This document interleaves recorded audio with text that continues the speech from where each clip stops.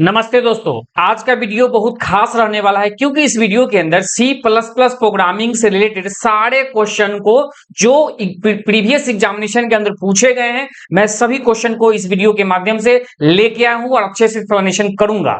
मैं बता दूं, जो एग्जामिनेशन हुए हैं मैंने टीआरई के अंदर बीपीएससी टीआरई 1, टीआरई 2, टीआरई 3 और एसटीईटी 2023 और 24, इसके अंदर जो क्वेश्चन पूछे गए हैं C++ रिलेटेड, मैं सभी क्वेश्चन को इस वीडियो के माध्यम से आपके लिए लेके आया हूं। ठीक है, तो आप वीडियो अंत तक देखें, वीडियो आपके लिए बहुत फायदेमंद होगा। मैं बता दूं, इस वीडियो के अंदर जितने भी क्वेश्चन हैं बहुत अच्छे क्वेश्चन हैं और पूछे गए हैं और उसका अच्छे से एक्सप्लेनेशन करूंगा मैं। मतलब उस एक क्वेश्चन के अंदर जितने भी ऑप्शंस होंगे सबको अच्छे से एक्सप्लेनेशन करूंगा, तो वीडियो आप अंत तक देखें, बहुत फायदेमंद होगा। तो चलिए आज के डिस्कशन को मैं शुरू करता हूं। देखिए, सबसे पहले यहां पर कुछ प्रारूप हम डाल दिए हैं कि बीपीएससी टीआरई के 1 के अंदर जो 18 क्वेश्चन पूछे गए हैं C++ से रिलेटेड। टीआरई 2 के अंदर 10 क्वेश्चन आपको देखने को मिलेगा। टीआरई 3 के अंदर कुल 3 क्वेश्चन देखने को मिलेगा। टीआरई माने एसटीईटी 2023 के अंदर जो है आपको कुल 7 क्वेश्चन देखने को मिलेंगे और एसटीईटी 24 के अंदर कुल 11 क्वेश्चन देखने को मिलेंगे। मतलब ये आपको जो एग्जामिनेशन के अंदर पूछे गए हैं उसका ये है कुल 49, मतलब 49 क्वेश्चन को जो ये प्रीवियस एक क्वेश्चन पूछे गए हैं उसको लेके आया हूं और अच्छे से एक्सप्लेनेशन करूंगा। हर एक ऑप्शन को देखेंगे कि ये आंसर होगा तो वो क्यों नहीं होगा। जो ऑप्शन आंसर निकल के आए वो आंसर तो लेंगे ही लेंगे, लेकिन बाकी आंसर क्यों नहीं होगा उसको भी अच्छे से हम एक्सप्लेनेशन करेंगे अच्छे से। तो वीडियो आप अंत तक बने रहे। चलिए स्टार्ट करते हैं आज का डिस्कशन। पहला क्वेश्चन देखिए, पहला क्वेश्चन कहता है which of the following can be used to create an abstract class in C++ programming language. सबसे पहले आपको एक बात पता होना चाहिए। देखिए, पहले एक बात समझ लीजिए कि ये जो क्वेश्चन पूछे गए हैं टीआरई के 1 के अंदर, जो आपको साइड में लिख के लाए हो हर क्वेश्चन के साथ यही है। तो चलिए सबसे पहले समझिए, C++ जो प्रोग्रामिंग लैंग्वेज है एक ऑब्जेक्ट ओरिएंटेड प्रोग्रामिंग लैंग्वेज है। ऑब्जेक्ट ओरिएंटेड प्रोग्रामिंग लैंग्वेज का मतलब हो गया इसके अंदर जो भी काम हम लोग करेंगे वो एक ऑब्जेक्ट और क्लास के बेस पर काम होगा, माने क्लास और ऑब्जेक्ट के बेस पे काम होगा। मैं बता दूं, C++ का कंप्लीट वीडियो मैं अपने चैनल पर अपलोड कर चुका हूं। अगर अभी तक वो वीडियो नहीं देखे हैं तो वीडियो जरूर जाके चेकआउट करें। उस वीडियो का लिंक मैं इस वीडियो के डिस्क्रिप्शन में डाल दूंगा, प्लेलिस्ट का। वहां पर सारा 1 बाय 1 करके C++ को मैं अच्छे से खत्म किया हूं। तो चलिए देखिए, C++ एक ऑब्जेक्ट ओरिएंटेड प्रोग्रामिंग लैंग्वेज है। मतलब यहां पर जो भी काम होगा वो क्लास और ऑब्जेक्ट के बेस पर काम होगा।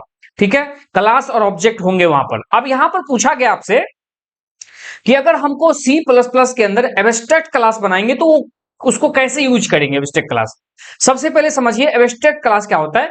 एब्स्ट्रैक्ट क्लास का मतलब एक ऐसा क्लास जिस क्लास को बनाने के समय उसको एब्स्ट्रैक्ट कीवर्ड के साथ अगर बनाएंगे तो वो एब्स्ट्रैक्ट क्लास बन जाएगा। ठीक है, जैसे देखिए, जैसे मान लीजिए कि अगर हम यहां पर एब्स्ट्रैक्ट नाम का कीवर्ड है और उसके बाद हम लिख दिए क्लास एबीसी। अब ये लिखे तो क्या हुआ पता है, इसके अंदर जो भी हम लिखेंगे आगे चल के, पहले ये जो है ना, ये क्लास एबीसी नाम का जो क्लास बना वो एब्स्ट्रैक्ट क्लास बना।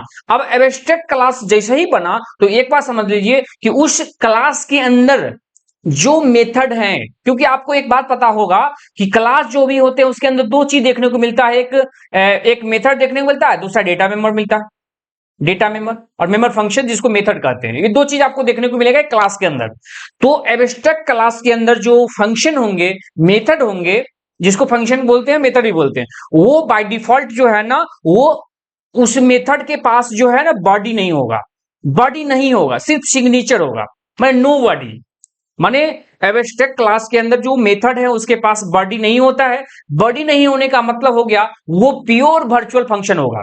प्योर वर्चुअल फंक्शन क्या होता है, एक ऐसा फंक्शन जिसका एक सिग्नेचर हो, ठीक है, उसके पास बॉडी नहीं है, उसको जिस क्लास में भी हम इनहेरिट करेंगे वहां पर उसको हर हालत में बॉडी देना पड़ेगा। यही एब्स्ट्रैक्ट क्लास होता है। ठीक है, तो यही प्योर वर्चुअल फंक्शन है। अब प्योर वर्चुअल फंक्शन का सिग्नेचर क्या है, जैसे देख लीजिए, अगर हम लोग क्या करते हैं वर्चुअल कीवर्ड लगा के, वर्चुअल वॉइड शो, और माने शो फंक्शन बन गया, ये वर्चुअल फंक्शन बन गया, लेकिन इसके इक्वेट में क्या कर देंगे, जीरो से इनिशियलाइज कर देंगे, तो ये क्या बनेगा, प्योर वर्चुअल फंक्शन बनेगा। Pure virtual function, pure virtual function. तो एक बात जान लीजिए, अगर कोई एब्स्ट्रैक्ट क्लास है तो उस एब्स्ट्रैक्ट क्लास के अंदर आपको कम से कम एक फंक्शन, एक दो फंक्शन, मतलब जो भी फंक्शन उसके अंदर है वो आपको प्योर वर्चुअल फंक्शन देखने को मिलेंगे। क्योंकि प्योर वर्चुअल फंक्शन के पास उस क्लास में बॉडी नहीं होता है, सिर्फ सिग्नेचर होता है। उसको जिस क्लास में भी हम इनहेरिट करते हैं वहां पर हमको उसको बॉडी देते हैं, वहां पर उसको बॉडी प्रोवाइड करते हैं। ठीक है, तो चलिए यहां पर समझ लीजिए एब्स्ट्रैक्ट क्लास को अगर सी प्लस प्लस में हम बनाते हैं तो कैसे यूज करेंगे। देखिए पहला ऑप्शन है by using the pure virtual function in the class. सही है ये आंसर। माने एब्स्ट्रैक्ट क्लास को अगर हमको बनाना हो तो वहां पर उसको प्योर वर्चुअल फंक्शन उसके अंदर बनाना पड़ेगा, क्योंकि उसके पास बॉडी नहीं होगा और उसको जिस क्लास में जोड़ेंगे वहां पर बॉडी देंगे। पहले क्लियर हो गया। एक बात जान लीजिए, अगर प्योर वर्चुअल फंक्शन नहीं भी है ना, फिर भी उसके अंदर फंक्शन जो बनाएंगे ना उसके बाद बॉडी नहीं देना है, बॉडी देंगे नहीं, बॉडी दे ही नहीं सकते, उसको जिस क्लास में जोड़ेंगे वहां बॉडी देंगे। तो 2 नंबर ऑप्शन देखिए, by declaring virtual function in the base class, गलत है।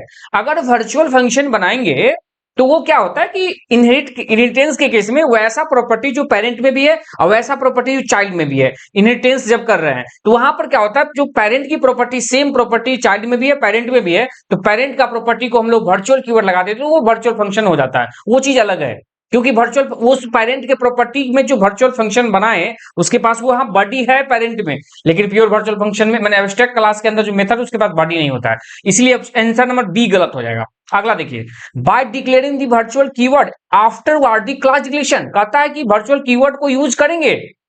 देखिए वर्चुअल कीवर्ड को तो यूज करेंगे लेकिन आगे चल के उसको डिक्लेरेशन करेंगे, ये भी गलत है। इसका आंसर क्या हो जाएगा, ये भी गलत हो गया। आंसर हो जाएगा ऑप्शन नंबर ए। अब देखिए सी क्यों कटा, by declaring the virtual keyword, माने एब्स्ट्रैक्ट क्लास को बनाएंगे तो वर्चुअल कीवर्ड के साथ बनाएंगे नहीं, ठीक है, उसके अंदर जो मेथड होंगे उसको हम लोग क्या करेंगे, बॉडी नहीं प्रोवाइड करेंगे। सिंपल ये कहानी है, इसलिए आंसर सी कट गया और इसका सही आंसर निकल के आया ऑप्शन नंबर ए। उम्मीद करते हैं आपको एक्सप्लेनेशन समझ में आया होगा। मैं एक बात बता दूं, वीडियो मैं आप ही लोग के लिए बनाता हूं, मैं शुरुआत कर रहा हूं कुछ करने का, तो आपको अगर किसी भी क्वेश्चन के अंदर डाउट रहता है तो आप कमेंट करिए, मैं उसका रिप्लाई करूंगा। और साथ में टेलीग्राम चैनल भी ज्वाइन कर लीजिए, वहां पर भी आप टेस्ट लगाइए और साथ में अपना कमेंट कीजिए, अपना बातों को शेयर कीजिए, आगे बढ़िए। क्वेश्चन नंबर 2 देखिए, व्हिच फीचर ऑफ ओओपी माने object oriented programming is indicated by the following code. अच्छा ये कोड लिखा हुआ है, इसके बारे में कुछ बता दीजिए आप। चलिए देखते पढ़ते कोड को।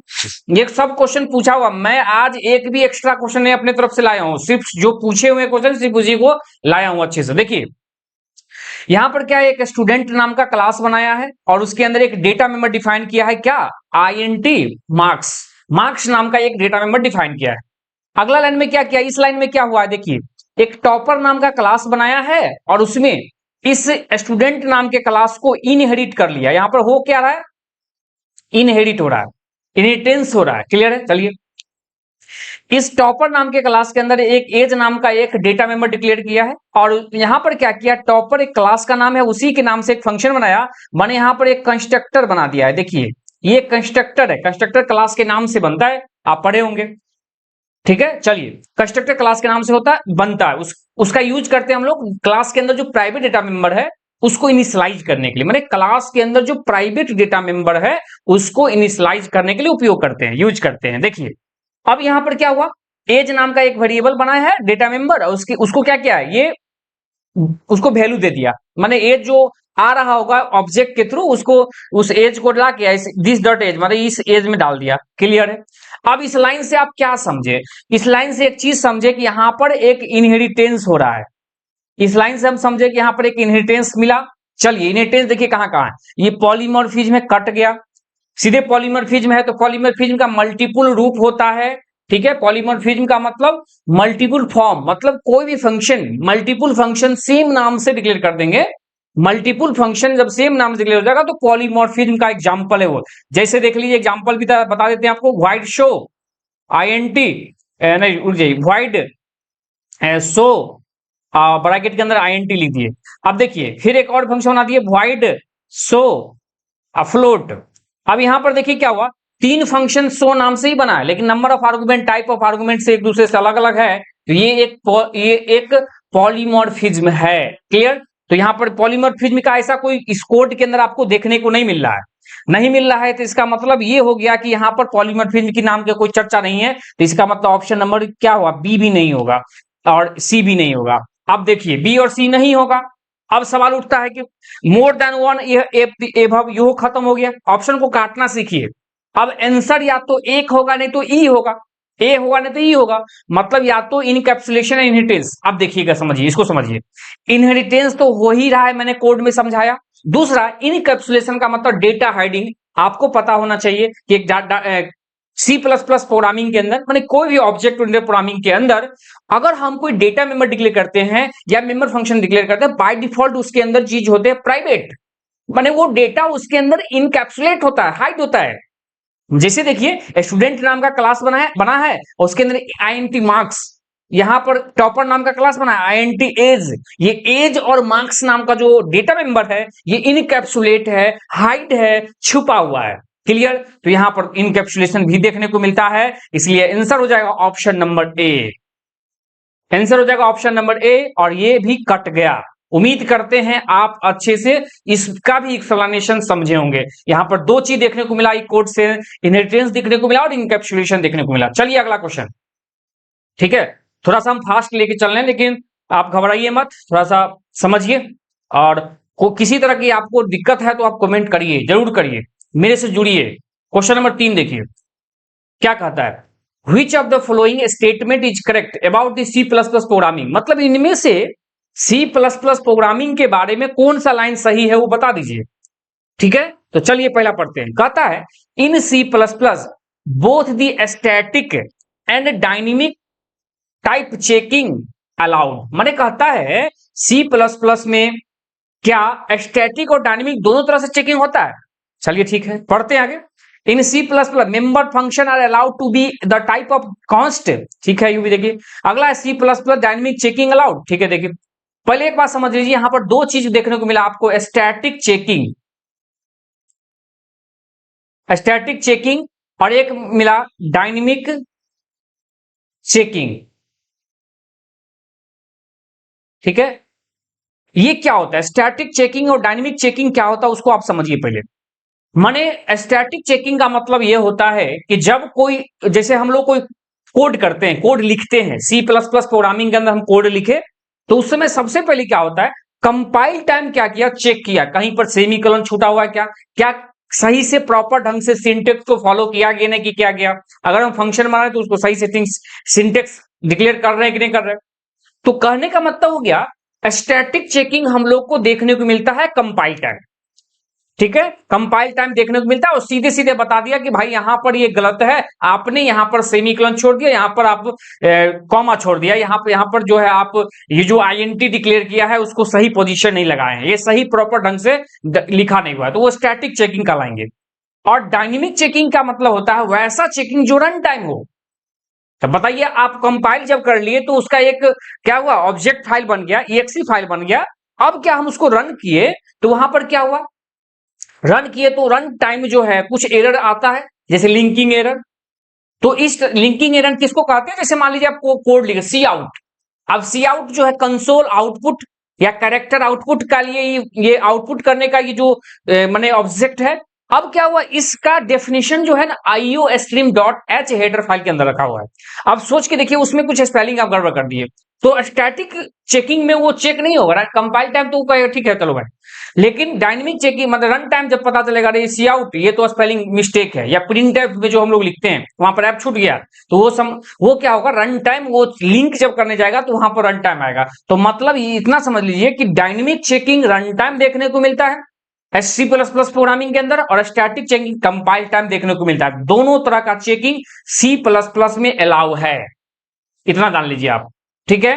तो आप पढ़िए यहां पर, क्योंकि आप देखिए जैसे दूसरा प्रोग्रामिंग लैंग्वेज, आपको अगर दूसरे प्रोग्रामिंग लैंग्वेज चलिएगा तो वहां पर क्या है कि जैसे जावा मान लीजिए, तो जावा में क्या है कि वो डॉट क्लास फाइल एक अलग बन जाता है कंपाइल करने के बाद। अब इसके कोड से कोई मतलब नहीं, डॉट क्लास फाइल को एग्जीक्यूट करे आगे काम किया।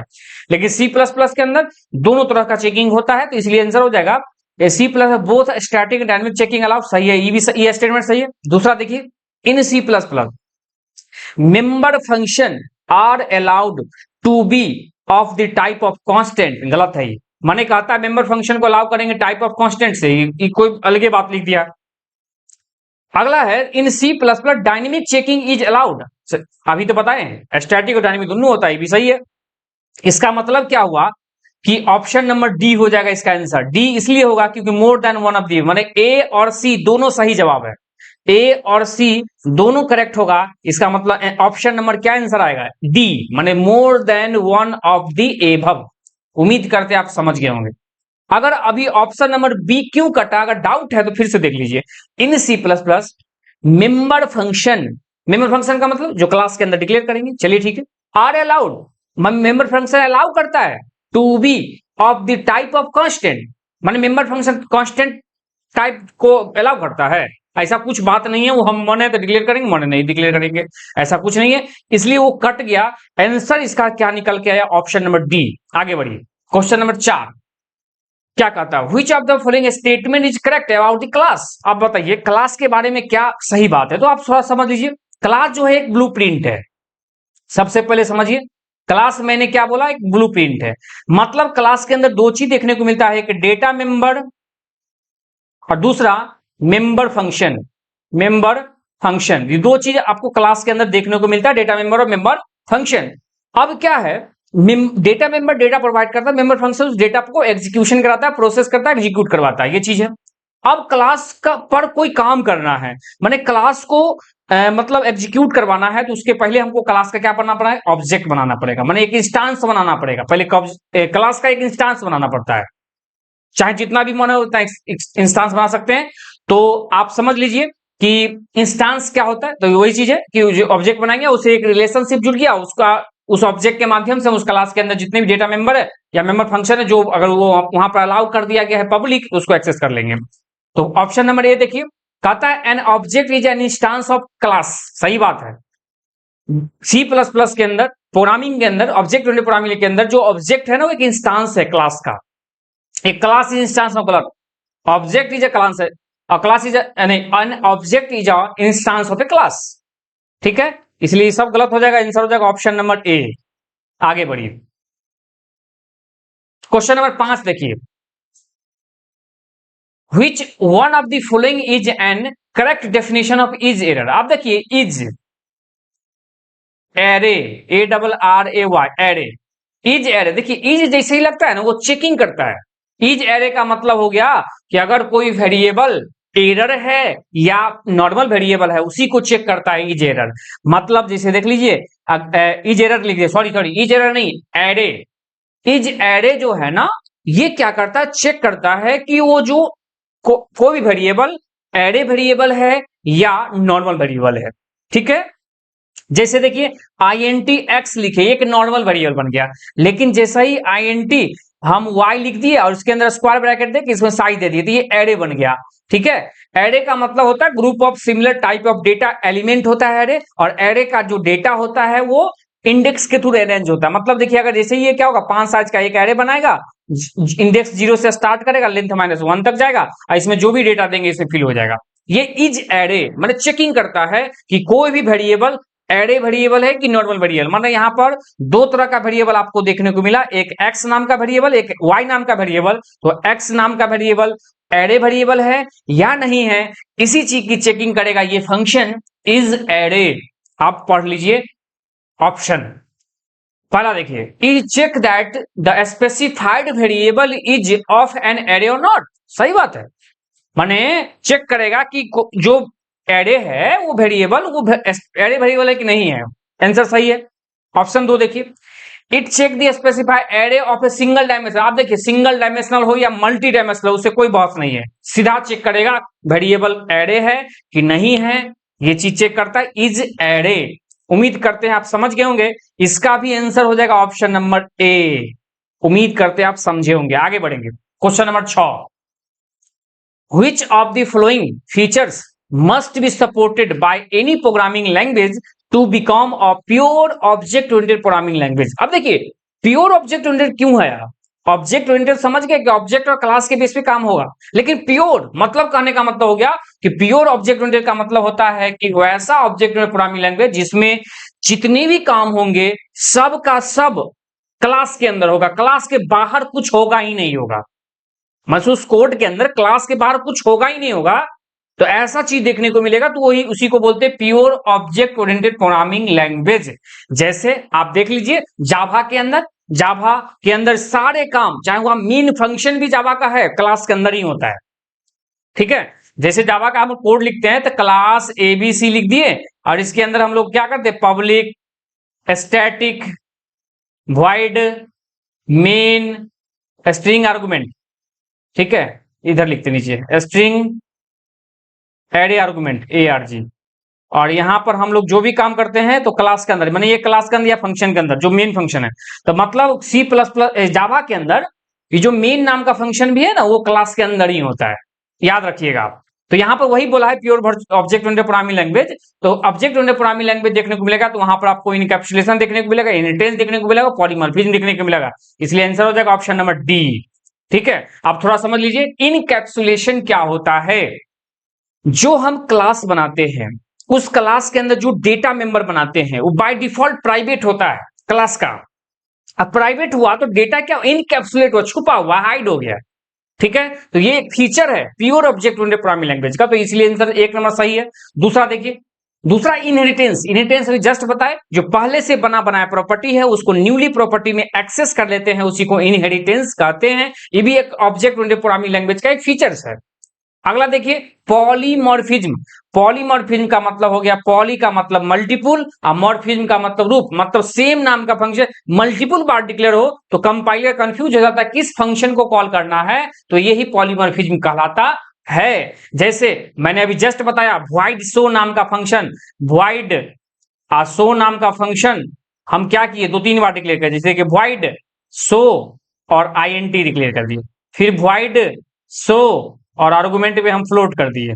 अब ये देखिए 3 फंक्शन शो नाम से डिक्लेयर किए, लेकिन number of argument, type of argument एक दूसरे से डिफर कर दिए, तो ये एक पॉलीमॉर्फिज्म का एग्जांपल है। सेम नाम का फंक्शन मल्टीपल बार डिक्लेयर है, तो ये एक ऑब्जेक्ट ओरिएंटेड प्रोग्रामिंग लैंग्वेज का एक फीचर्स है। इसलिए आंसर 1 ABC तीनों सही है, इसलिए आंसर हो जाएगा more than one of the above, मतलब डी आंसर इसका निकल के आएगा।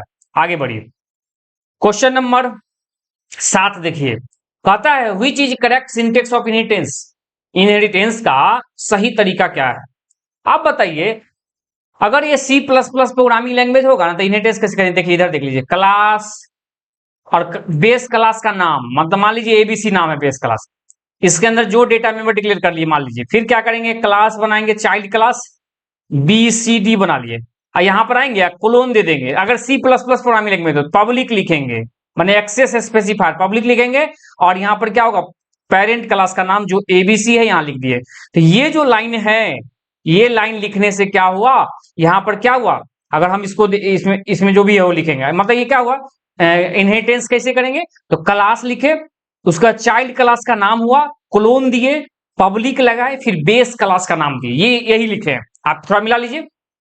अब कहता है इनहेरिटेंस के केस में देखिए, क्लास के बाद बेस क्लास दे दिया, गलत है, पहले क्या होगा, BCD एक चाइल्ड है तो लिखा है, या डिराइव क्लास, डिराइव क्लास का नाम सही है, क्लोन दे दिए, एक्सेस स्पेसिफायर माने पब्लिक प्रोटेक्टेड प्राइवेट हो गया, फिर बेस क्लास का नाम हो गया और ब्रैकेट के अंदर दे दिया, यही आंसर सही है। ऑप्शन नंबर बी सही इसका जवाब है। ठीक है, ये भी गलत हो जाएगा, सब गलत है, आंसर नंबर बी निकल के आया इसका। उम्मीद करते हैं आप समझ गए होंगे, लेकिन थोड़ा सा एक चीज और बता दें इसके अंदर, ये अगर ये जावा का होता तो कुछ नहीं है, ये कोलोन एक्सेस स्पेसिफायर आने लगाते, सीधा सीधा इसमें आते एक्सटेंड्स की ओर लगा देते, एक्सटेंड्स, वो इनहेरिट हो जाता, ABC BCD नाम का डिराइव क्लास के अंदर इनहेरिट हो जाता, ये जावा के अंदर है, ये भी याद रखेंगे आप। आपसे पूछा जाएगा जावा के अंदर, पूछा गया भी क्वेश्चन है, जावा के अंदर जो इनहेरिट करने के लिए, इनहेरिटेंस करने के लिए कौन सा कीवर्ड यूज करते हैं, तो एक्सटेंड्स। लेकिन C++ में ड्राइव क्लास का नाम के बाद कोलोन देके access specifier public protected private में से तीनों में से कोई लिखते हैं, फिर बेस क्लास का नाम लिखते हैं।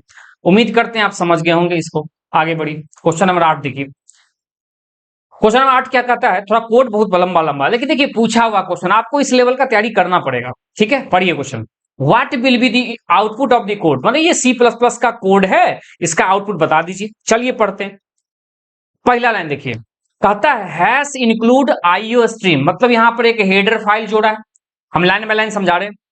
अगला है यूजिंग नेम स्पेस एसटीडी, मैंने नेम स्पेस जो बनाया है एसटीडी नाम का बना हुआ प्री डिफाइंड है एसटीडी, उसको यूज कर लिया है। आगे चलिए, एक फैक्टोरियल नाम का एक फंक्शन बनाया है, जो एक फैक्टोरियल नाम का फंक्शन बनाया है जो लॉन्ग नाम का एक वैल्यू आर्गुमेंट लेगा और लॉन्ग रिटर्न करेगा। चलिए ये क्लोजिंग यहां है, तो हम लोग क्या करते हैं, फंक्शन पर ध्यान पहले नहीं देते हैं। ये फंक्शन रुक जाइए, इसको मिटाते हैं पहले फिलहाल। मतलब यहां से लेके यहां तक एक फंक्शन मिला, यहां तक एक फंक्शन है, लेकिन हम लोग स्टार्ट करेंगे मेन फंक्शन से, क्योंकि प्रोग्राम की शुरुआत मेन फंक्शन से होता है। आइए इसके अंदर आ गए तो क्या हुआ, आपको आईएनटी मेन, ठीक है, यहां शुरू हो गया। यहां आएगा आईएनटी num3, मतलब क्या होगा, एक नम नाम का वेरिएबल बनाएगा NUM, इसके अंदर 3 रख देगा, 3 रख दिया, चलिए ठीक है। नीचे आएगा सी आउट, आउटपुट देगा, क्या देगा, नम को प्रिंट करेगा 3, चलो ठीक है, प्रिंट कर दिया। फिर क्या, less than exclamation sign equal to, message दे दिया, ठीक है। उसका क्या है, फैक्टोरियल, अब ब्रैकेट के अंदर नम, माने ये फंक्शन कॉल हुआ। अब देखिए क्या हुआ, ये फंक्शन कॉल हुआ यहां से लेके और यहां फंक्शन कॉल हो जाएगा, यहां कॉल हुआ। फंक्शन एक ब्लॉक ऑफ कोड होता है जिसको एक बार डिक्लेयर करते हैं, जितने बार उसको हम कॉल करेंगे उतना बार काम करता है। चलिए ठीक है, अब यहां पर फैक्टोरियल निकाला गया है, तो थोड़ा सा फैक्टोरियल का फैक्ट समझ लीजिए आप। फैक्टोरियल, फैक्टोरियल क्या होता है, जैसे अगर हम 3 का फैक्टोरियल निकालते हैं तो 3 का फैक्टोरियल क्या होगा, 3 गुना 2 गुना 1, मतलब 3 गुना 6, 1 6। अगर हम 5 का फैक्टोरियल निकालते हैं, 5 गुना 4 गुना 3 गुना 2 गुना 1, 5 चौका 20 या 7 दूनी 120 हो जाएगा। इस तरह से फैक्टोरियल निकलता है। अब थोड़ा सा इस कोड को आप समझिएगा, फैक्टोरियल निकालने जा रहा है, तो चलिए ठीक है, गया इधर से और यहां पर फैक्टोरियल नाम का फंक्शन को कॉल किया, और क्या हुआ, एक लॉन्ग नाम का वेरिएबल बनाएगा, माने यहां से एक लॉन्ग नाम का ए नाम का वेरिएबल बनाया, लॉन्ग नाम का नहीं, लॉन्ग एक टाइप डेटा टाइप है, और ए नाम का वेरिएबल बनाया, उसमें दे दिया 3, माने जो यहां से नम भेजा जा रहा था, नम में क्या था 3, इस 3 को यहां 3 भेज गया, ये ए में चला गया, ए में 3 आ गया। आइए नीचे चेक किया, क्या इफ ए ग्रेटर 1, क्या ए जो है 3 से, ए का वैल्यू 1 से बड़ा है, माने 3 जो है 1 से बड़ा है, एकदम सही कंडीशन हो गया।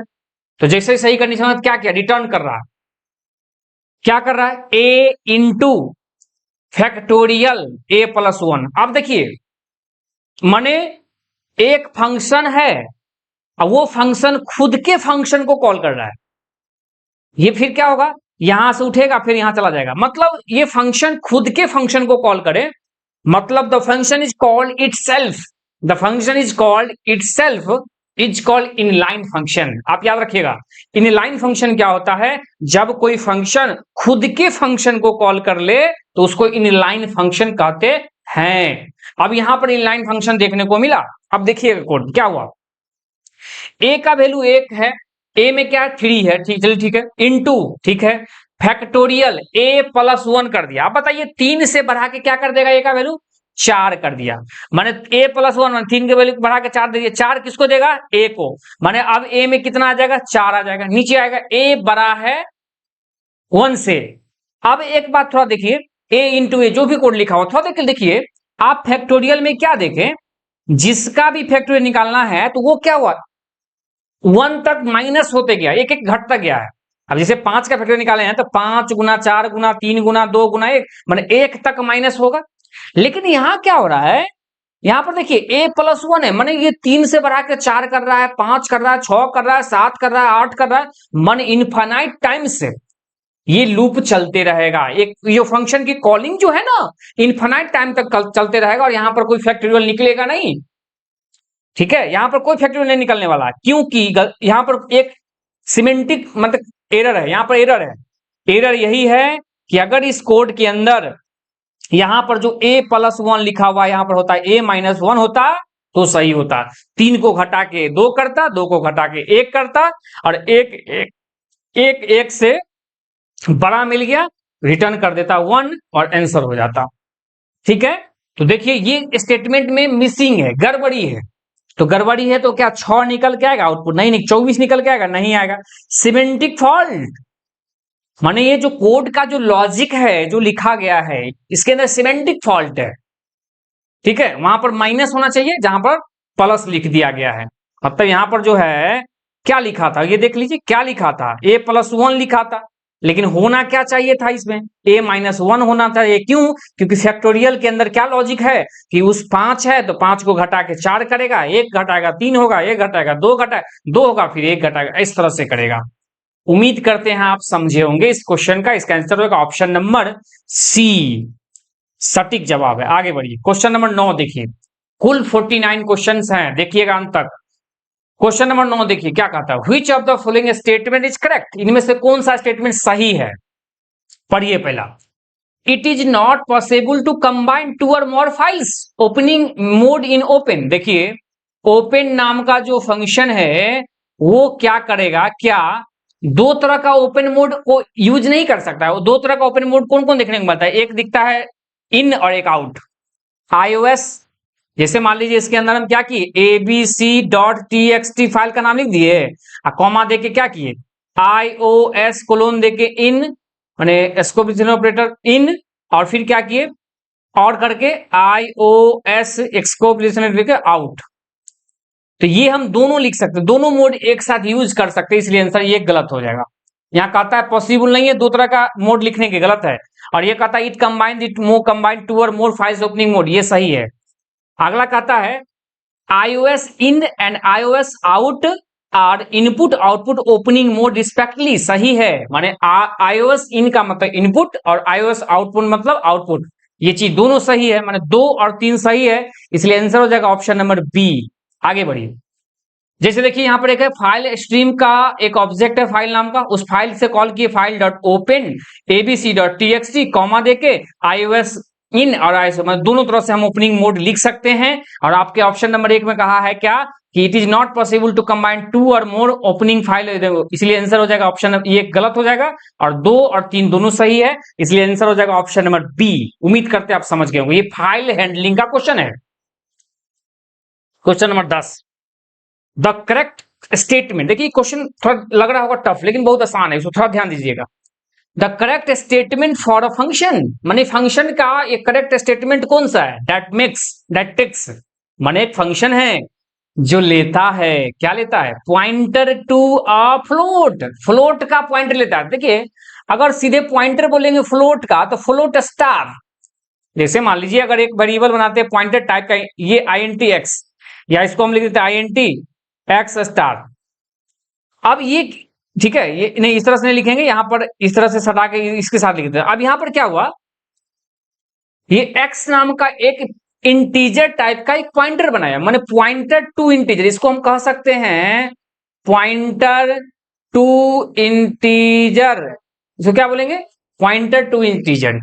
अब यहां देखिए कहता है लेता है, क्या लेता है, पॉइंटर टू अ फ्लोट। अच्छा पॉइंटर फ्लोट लेता है, ठीक है, कॉमा। अब देखिए एक चीज होता है पॉइंटर टू अ पॉइंटर, मैंने देखिए जैसे INT स्टार लगा दिया, फिर वो स्टार लगा दिया और x लिख दिए, ये क्या है, pointer to a pointer integer, माने पॉइंटर का भी पॉइंटर। पॉइंटर क्या होता है, पॉइंटर एक ऐसा वेरिएबल होता है जो किसी भी दूसरे वेरिएबल का अपने में एड्रेस को होल्ड करके रखता है, यही है पॉइंटर।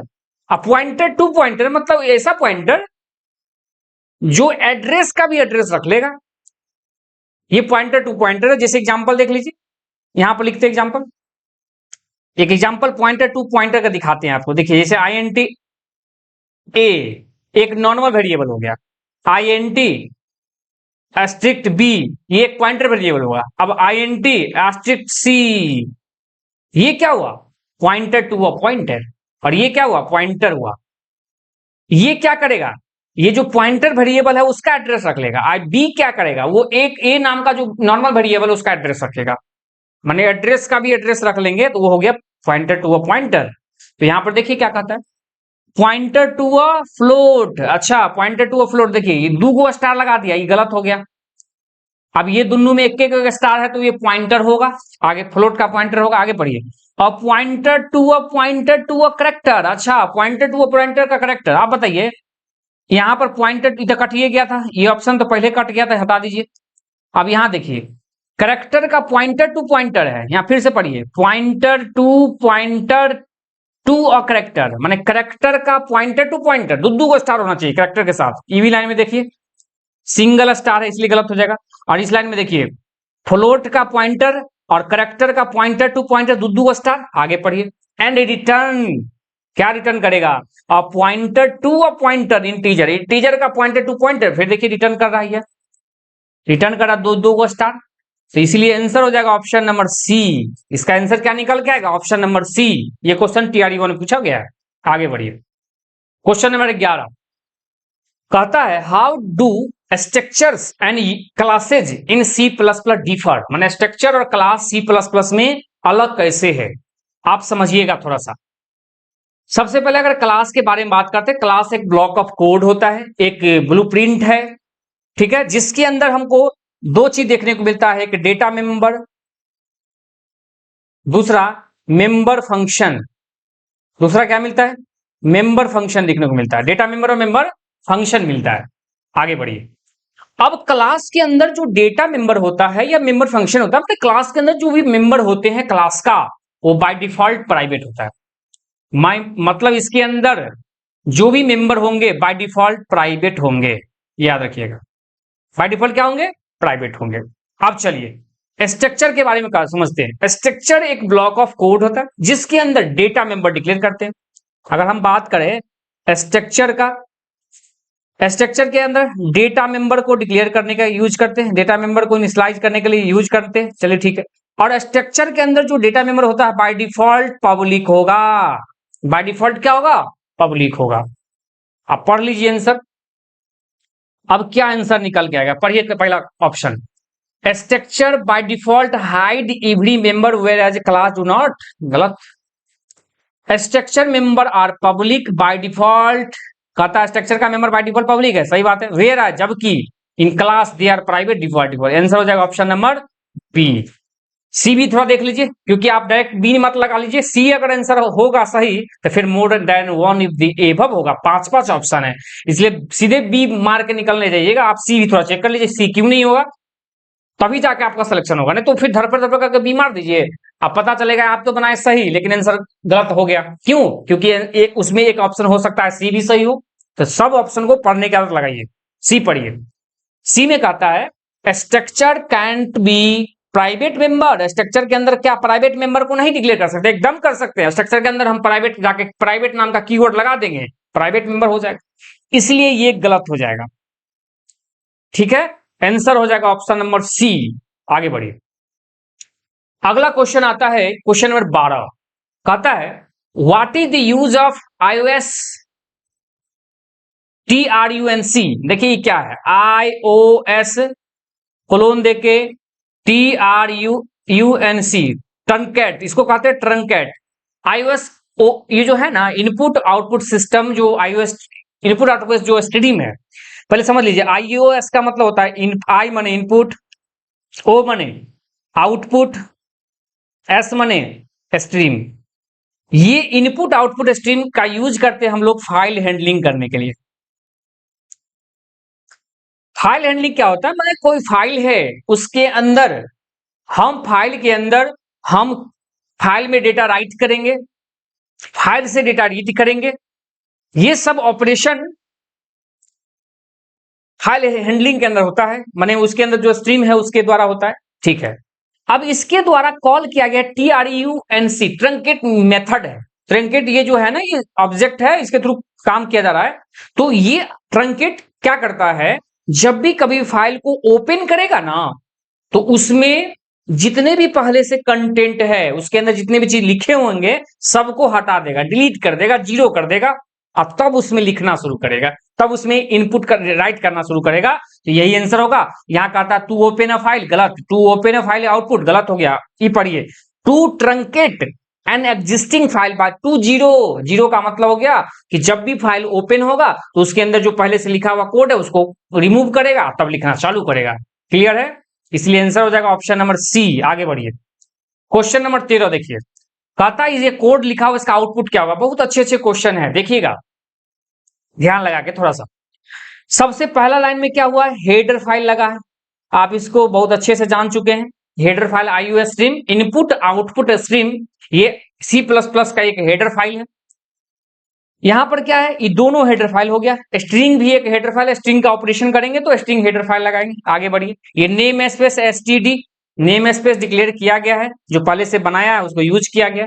और मेन नाम का फंक्शन कॉल किया, आर्गुमेंट में जो भी लिखा गया वो कंपाइलर जाने क्या लिखा गया, क्या आर्गुमेंट होगा उसके अकॉर्डिंग, हमको सिर्फ कोड देखना। आगे बढ़िए, इसके अंदर क्या हुआ, करेक्टर नाम का एक, हेलो नाम का एक करेक्टर है, मतलब एक स्ट्रिंग है, उसको करेक्टर नाम के इसमें डाल दिया। मतलब ये 6 साइज का एक बॉक्स बनाएगा। इस क्या होगा इंटरनली समझिएगा, 0 1 2 3 4 और 5, माने ये हेलो रखेगा। तो एच, ये देखिए करेक्टर है इसलिए सिंगल कोट में रखेगा, HEL फिर LO रख दिया। और एक एक्स्ट्रा किया है, 6 साइज है ना, तो एक एक्स्ट्रा क्या करेगा, नल रखेगा। अपने लास्ट इंडेक्स पर वो नल रखता है।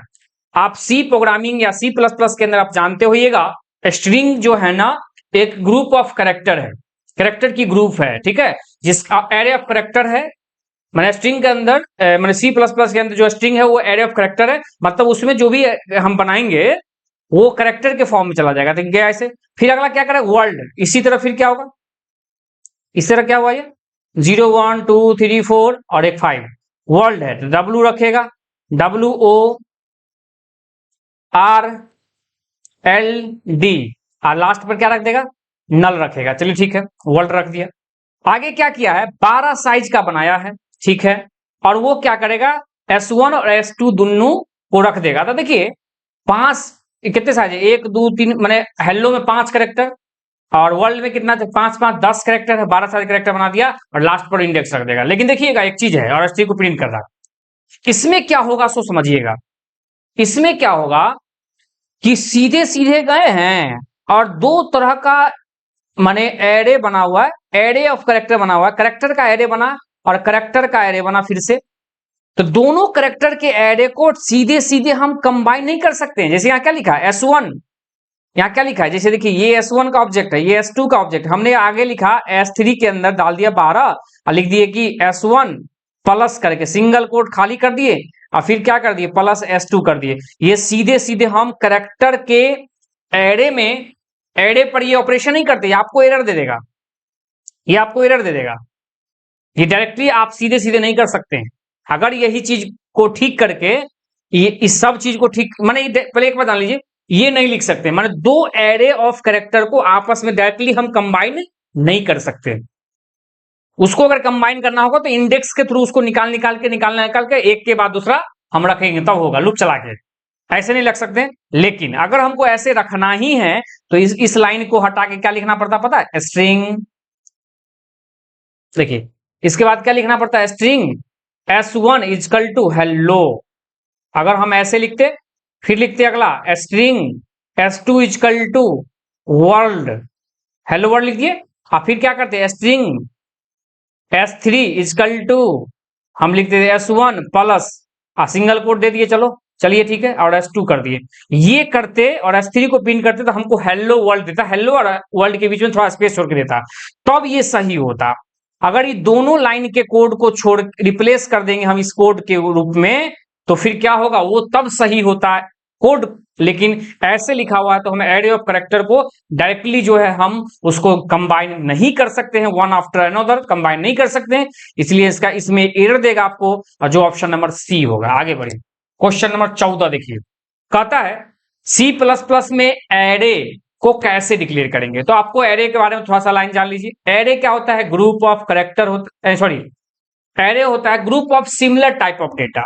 करेक्टर भी ठीक कर सकते हैं, लेकिन group of similar type of data, मतलब हम जैसे देखिए हम जो है ना एरे का इंटीजर टाइप का भी एरे बना सकते हैं, करेक्टर टाइप का भी एरे बना सकते हैं, फ्लोट का, मतलब किसी भी टाइप का एरे बना सकते हैं। लेकिन एरे के अंदर जितने भी डेटा होंगे सब सेम टाइप का होगा, ये बात याद रखिएगा।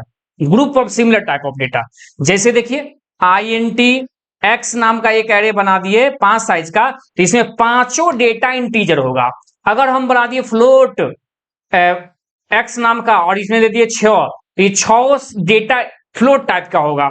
अगर हम लिख दिए कैर X और ये लिख दिए 6, तो मतलब 6 साइज का जो करेक्टर का जो एरे बनाएगा, उसमें सब कैरेक्टर डेटा होगा, उसमें हम इंटीजर डेटा नहीं रख सकते हैं, फ्लोट डेटा नहीं रख सकते हैं, इसी को group of sigma type of data कहते हैं। और एरे के अंदर जो डेटा होता है बाय डिफॉल्ट इंडेक्स से अरेंजमेंट होता है, इंडेक्स स्टार्ट करता है 0 से और लेंथ -1 तक जाता है। जैसे देखिए अगर इंटीजर 5 साइज का एरे बना दिए, इस तरह से ये 5 को बॉक्स बनाएगा, 0 1 2 3 और 4, ये 5 को इंडेक्स 0 से स्टार्ट हुआ और जो भी डेटा देंगे इस इंडेक्स के थ्रू इसमें क्या होगा, अरेंज हो जाएगा। और डेटा को एक्सेस करेंगे, चाहे डेटा इंसर्ट करेंगे तो इंडेक्स से ही अरेंज करेंगे, इंडेक्स से इंसर्ट करेंगे, इंडेक्स से आउट करेंगे। ठीक है, उम्मीद करते हैं आप समझे होंगे। तो पहला देखिए, एरे क्या ऐसे बनाते नहीं, एरे क्या ऐसे बनाते नहीं, आंसर क्या हो जाएगा, ऑप्शन नंबर डी। मैंने पहले लिखते हैं डेटा टाइप, फिर वेरिएबल का नाम और स्क्वायर ब्रैकेट का साइज डाल देते हैं, तो इस तरह से ये एरे बन जाता है, जो ऑप्शन नंबर क्या है, सी। आगे बढ़िए, question number 15, what will happen, क्या होगा, if the flowing C++ statement is compiled and executed. अगर इस कोड को कंपाइल करेंगे तो क्या होगा, देखिए ये क्या हुआ ना, आप समझ सकते हैं, हम जस्ट बताए इंटीजर का पॉइंटर वेरिएबल बना, जिसमें नल नाम का वेरिएबल दे दिया, माने एक पीटीआर नाम का पॉइंटर वेरिएबल बनाएगा जो एड्रेस रखता है, एड्रेस में नल डाल दिया, माने कोई इसमें कोई एड्रेस नहीं मिला इसको, तो नल रख दिया अपने में। ठीक है, आगे क्या किया, डिलीट पीटीआर। अब क्या किया, ये जो पीटीआर नाम का जो वेरिएबल था उसको डिलीट कर दिया, उसको हटा दिया, खत्म कर दिया। सही बात है, गलती नहीं लिखा हुआ था क्या, error is semantic correct, not correct, गलत है। ये कोड क्या होगा, सक्सेसफुल कंपाइल कर जाएगा और एग्जीक्यूट भी कर जाएगा, ये सही लिखा हुआ है। और ये गिव कंपाइल टाइम को एरर उरर नहीं देगा, ये सही लिखा हुआ। माने एक बार पॉइंटर नाम का इंटीजर टाइप का क्या कहते हैं, पॉइंटर वेरिएबल बनाएगा और उसमें नल रख देगा और फिर उसको डिलीट कर देंगे तो वो पॉइंटर वेरिएबल रिमूव हो जाएगा मेमोरी से। तो ये क्वेश्चन नंबर 16 क्या कहता है, which of the following is user defined header file extension used in C++। देखिए सबसे पहले अगर हम बात करें एक्सटेंशन का, एक्सटेंशन जो होता है ये बताता है कि फाइल किस टाइप का है, माने type of file, type of file माने कौन सा फाइल किस टाइप का है वो हमको एक्सटेंशन बताता है। ठीक है, अब C++ के अंदर हेडर फाइल बनाना है, हेडर फाइल को हम लोग प्री प्रोसेसर बोलते हैं, हेडर फाइल को क्या बोलते हैं, प्री प्रोसेसर बोलते हैं, प्री प्रोसेसर। ठीक है, हेडर फाइल को हम प्री प्रोसेसर बोलते हैं। ठीक है, प्री प्रोसेसर का मतलब होता है कि प्री माने पहले, प्रोसेस करना मतलब माने वो ऐसा फाइल जो मेन फंक्शन से भी पहले एग्जीक्यूट करता हो, उसको हेडर प्री प्रोसेसर बोलते हैं, वो हेडर फाइल है। अब C++ के अंदर हेडर फाइल बनाना हो तो हम लोगों को एक्सटेंशन लगाना पड़ेगा .h। जैसे मान लीजिए ABC नाम का फाइल बना दिए और .h एक्सटेंशन लगा दिए, तो एक हेडर फाइल बन गया जिसको इंक्लूड कीवर्ड लगा के हैश इंक्लूड और जैसे मान लीजिए ABC और .h, या हम इस तरह लिखें जैसे डबल कोट के अंदर ABC.h लिख दिए इस तरह से। एक मिनट थोड़ा सा मिटा दें इसको, गड़बड़ हो गया। हाँ, ये क्या हुआ, इस तरह से ये हेडर फाइल बना, यूजर डिफाइंड हेडर फाइल, इसलिए आंसर हो जाएगा option number C. Header file को बनाने के लिए उसका एक्सटेंशन सीधा .h होगा। CPP क्या है आपको पता होगा, C++ के फाइल का जो एक्सटेंशन होता है, C++ के फाइल का एक्सटेंशन माने C++ file extension is equal to .cpp, ये होता है, याद रखिएगा। आगे बढ़िए, क्वेश्चन नंबर 17 कहता है if a semicolon is not used at the end of a statement. मतलब मान लीजिए C++ प्रोग्रामिंग के अंदर सी आउट लिखे और लिख दिए हेलो वर्ल्ड, हेलो वर्ल्ड लिख दिए और यहां पर सेमीकोलन दे रहा है, क्योंकि आपको पता होगा कि हर लाइन जब इंड करता है तो सेमीकोलन से इंड करता है। तो अगर हम सेमीकोलन नहीं देते हैं तो फिर क्या होगा, क्या मैसेज आएगा, तो आपको आएगा स्टेटमेंट मिसिंग, स्टेटमेंट मिसिंग आएगा। क्या आपको कहेगा स्टेटमेंट मिसिंग, सेमीकोलन सिंबल देके ऐसे मैसेज आएगा स्टेटमेंट, ठीक है, मिसिंग सेमीकोलन, इस तरह से आपको ये मैसेज देगा और लाइन नंबर के साथ कि इस लाइन में आपका सेमीकोलन छूट रहा है, ये आंसर आएगा। उम्मीद करते हैं आप समझ गए होंगे, इसका आंसर बी होगा, देखिएगा। ठीक है, आगे बढ़िए, question number 18 which of the following is not a valid variable name is most programming language. देखिए प्रोग्रामिंग लैंग्वेज का वेरिएबल जो होता है ना, एक लेवल होता है, एक नाम होता है। अब वेरिएबल के अंदर डेटा होल्ड होता है, वेरिएबल का बनाने का कुछ रूल है। वेरिएबल के नाम का पहला लेटर अल्फाबेट होना चाहिए। जैसे अगर हम लिखते हैं ABC तो ये वेरिएबल है, लेकिन हम लिख दिए 1ABC, AB लिख दिए तो ये वेरिएबल नहीं होगा। ठीक है, वेरिएबल के नाम में कोई मतलब अल्फाबेट के अलावा कुछ देना नहीं है। अंडरस्कोर सिंबल हो सकता है वेरिएबल के नाम के पहले भी हो सकता है, अंडरस्कोर AB बराबर मैंने ये दे सकते हैं, ये वेरिएबल का नाम हो सकता है। लेकिन हैश और AB लिख दिए तो ये वेरिएबल नहीं होगा। वेरिएबल के नाम का पहला लेटर अल्फाबेट होना चाहिए, अंडरस्कोर सिंबल हो सकता है। आगे बढ़िए। वेरिएबल के नाम में स्पेस नहीं होगा। जैसे मान लीजिए AB या जगह छोड़ के BC, ये वेरिएबल है, ये वेरिएबल नहीं है, गलत हो गया। वेरिएबल के नाम में स्पेस नहीं हो सकता है। आगे बढ़िए। वेरिएबल के नाम का पहला अक्षर अल्फाबेट होगा, आगे हम नंबर रख देंगे चलेगा। जैसे A1, मान लीजिए B1, ये वेरिएबल हो सकता है, ये सही है, लेकिन हम 1B लिख दिए तो ये गलत हो जाएगा। ठीक है, आगे पढ़िए क्वेश्चन। तो देखिए माई वेरिएबल सही है, 1 2 3 वेरिएबल लिख दिया, गलत हो गया। अंडरस्कोर माई वेरिएबल ये भी सही है, कहता है वेरिएबल नहीं हो सकता, आंसर हो जाएगा option number B. Option number B जो है ये वेरिएबल नहीं हो सकता है। वेरिएबल के नाम का पहला अक्षर अल्फाबेट होगा। और एक बात जान लीजिए, कोई भी एक अलग बात बताते हैं, वेरिएबल के अंदर हम लोग स्पेशल वर्ड नहीं यूज कर सकते हैं। स्पेशल वर्ड जिसको कीवर्ड बोलते हैं उसको यूज नहीं कर सकते हैं। जैसे void, int, float, long, double, char, ये सबको वेरिएबल के रूप में यूज नहीं कर सकते क्योंकि ये रिजर्व वर्ड है। ये भी आप याद रखेंगे। ठीक है, आप तो ये है और इसका आंसर हो जाएगा ऑप्शन नंबर बी। आगे बढ़िए। क्वेश्चन नंबर 19 देखिए। अब यहां से 18 क्वेश्चन आपको बोले थे कि TRE1 से पूछे जाएंगे और पूछे गए हैं, उसका है। और फिर यहाँ TRE2 स्टार्ट हो गया अलग कलर से। देखिए पहला क्वेश्चन TRE2 के अंदर, मैंने 19 number question. In C++ all the member of class are by default. बताइए, अभी जस्ट बताए थे, TRE1 में पूछा हुआ क्वेश्चन था कि जितने भी मेंबर होते हैं C++ के अंदर बाय डिफॉल्ट प्राइवेट होता है क्लास का।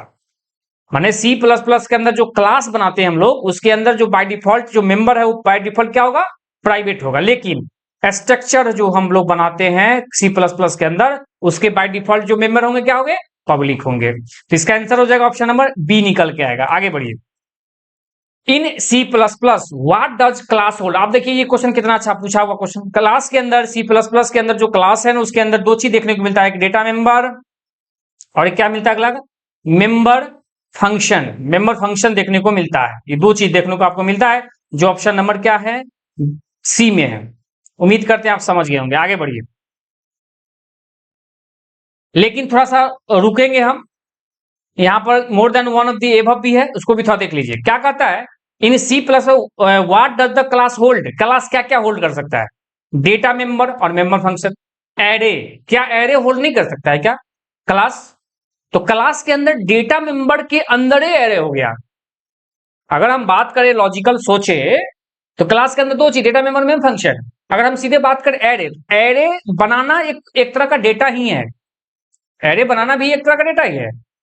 ठीक है, उस हिसाब से अगर देखा जाए तो क्लास के अंदर क्या क्या होल्ड कर सकते हैं, नॉर्मल तौर से डेटा मेंबर में फंक्शन, सटीक जवाब है।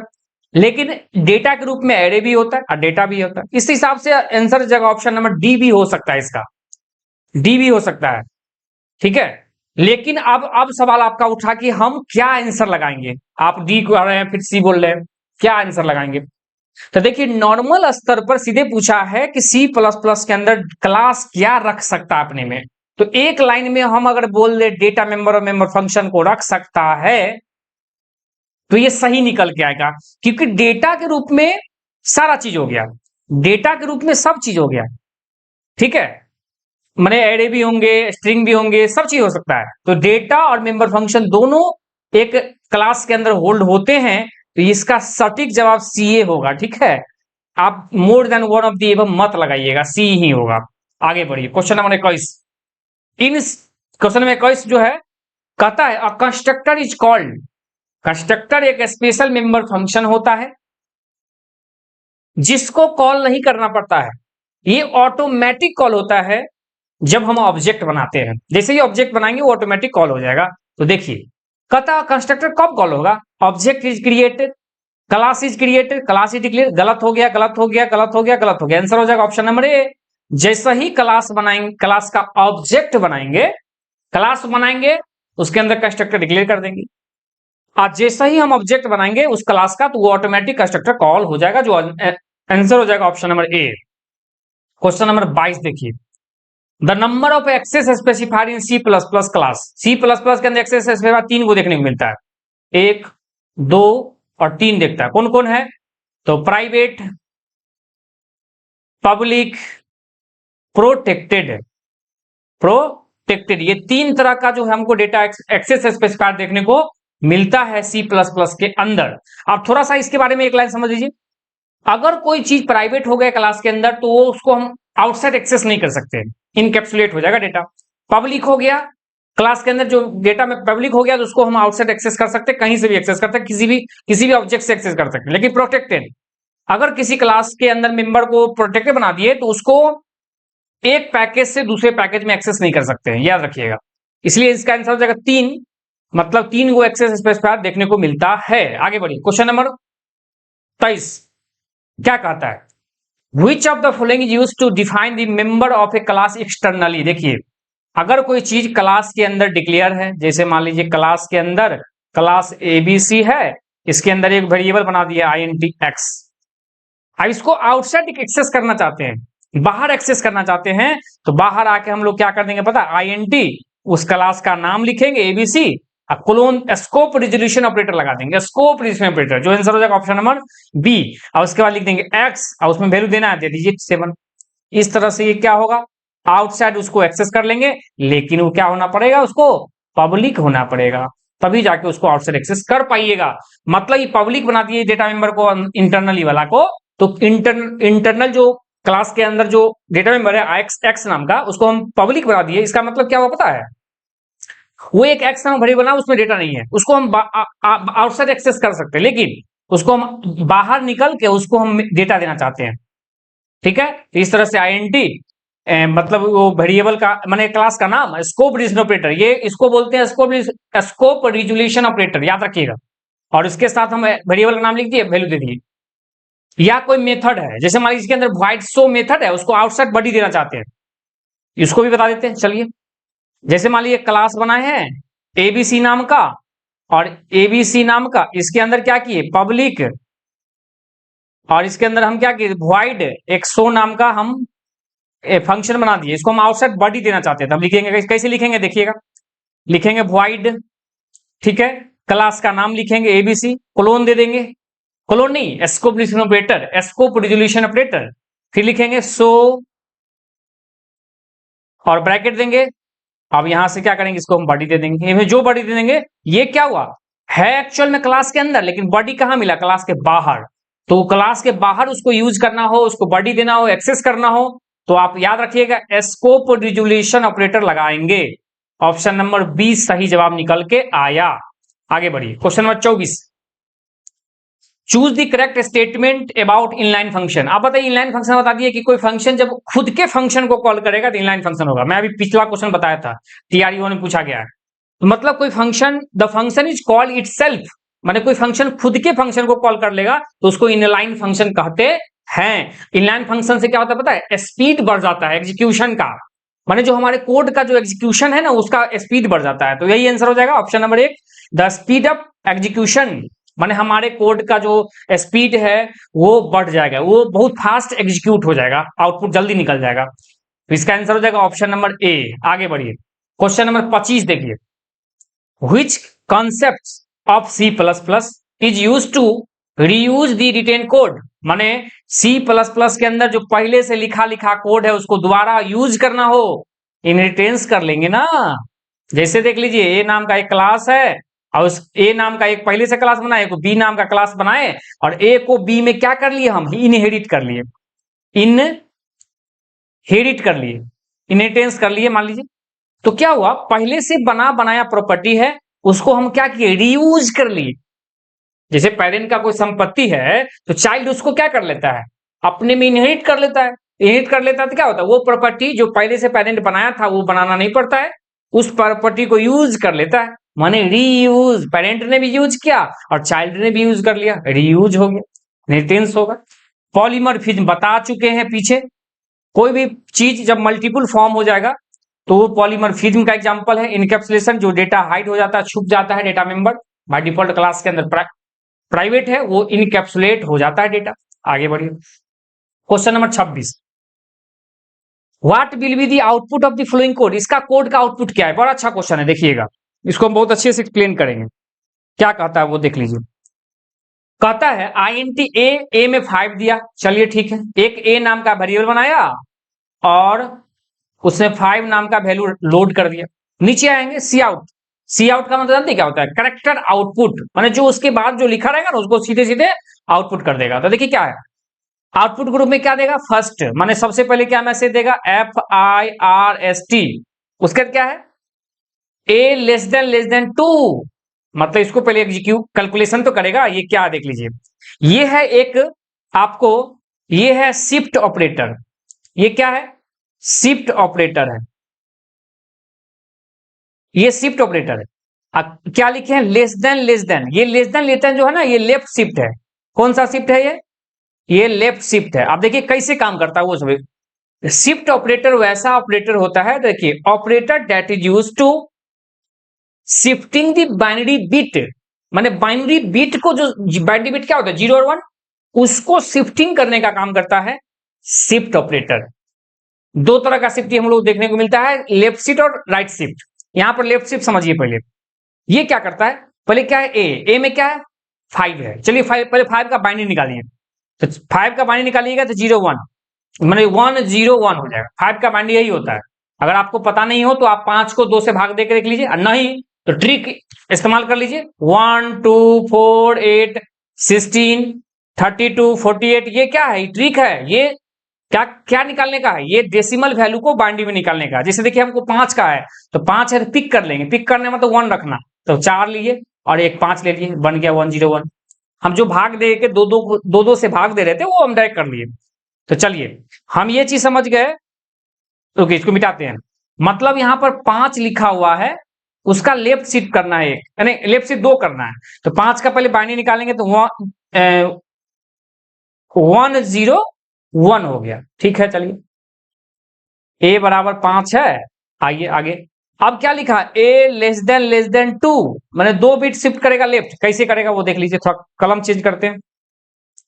अगर देखिए इसके पीछे कुछ नहीं लिखा हुआ तो क्या लिखा होगा, पर रुकिए, इसके पीछे कुछ नहीं लिखा हुआ तो 0 लिख देते हैं, अपने मन से 2 3 0 जितना माने वो लिख देंगे। चलिए 2 शिफ्ट करना है, माने ये वाला 1 उठ के चल जाएगा यहाँ, माने एक जगह ही था उसको छोड़ के यहाँ गया, ये 0 उठ के जाएगा यहाँ और ये 1 उठ के चला जाएगा यहाँ, ये शिफ्ट हो रहा है।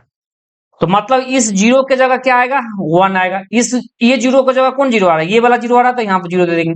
ये 1 की जगह कौन, ये वाला 1 आ रहा है, ठीक है। और ये दोनों की जगह हट गया है तो वहां पर अपने आप ऑटोमेटिक 0 से रिप्लेस हो जाएगा।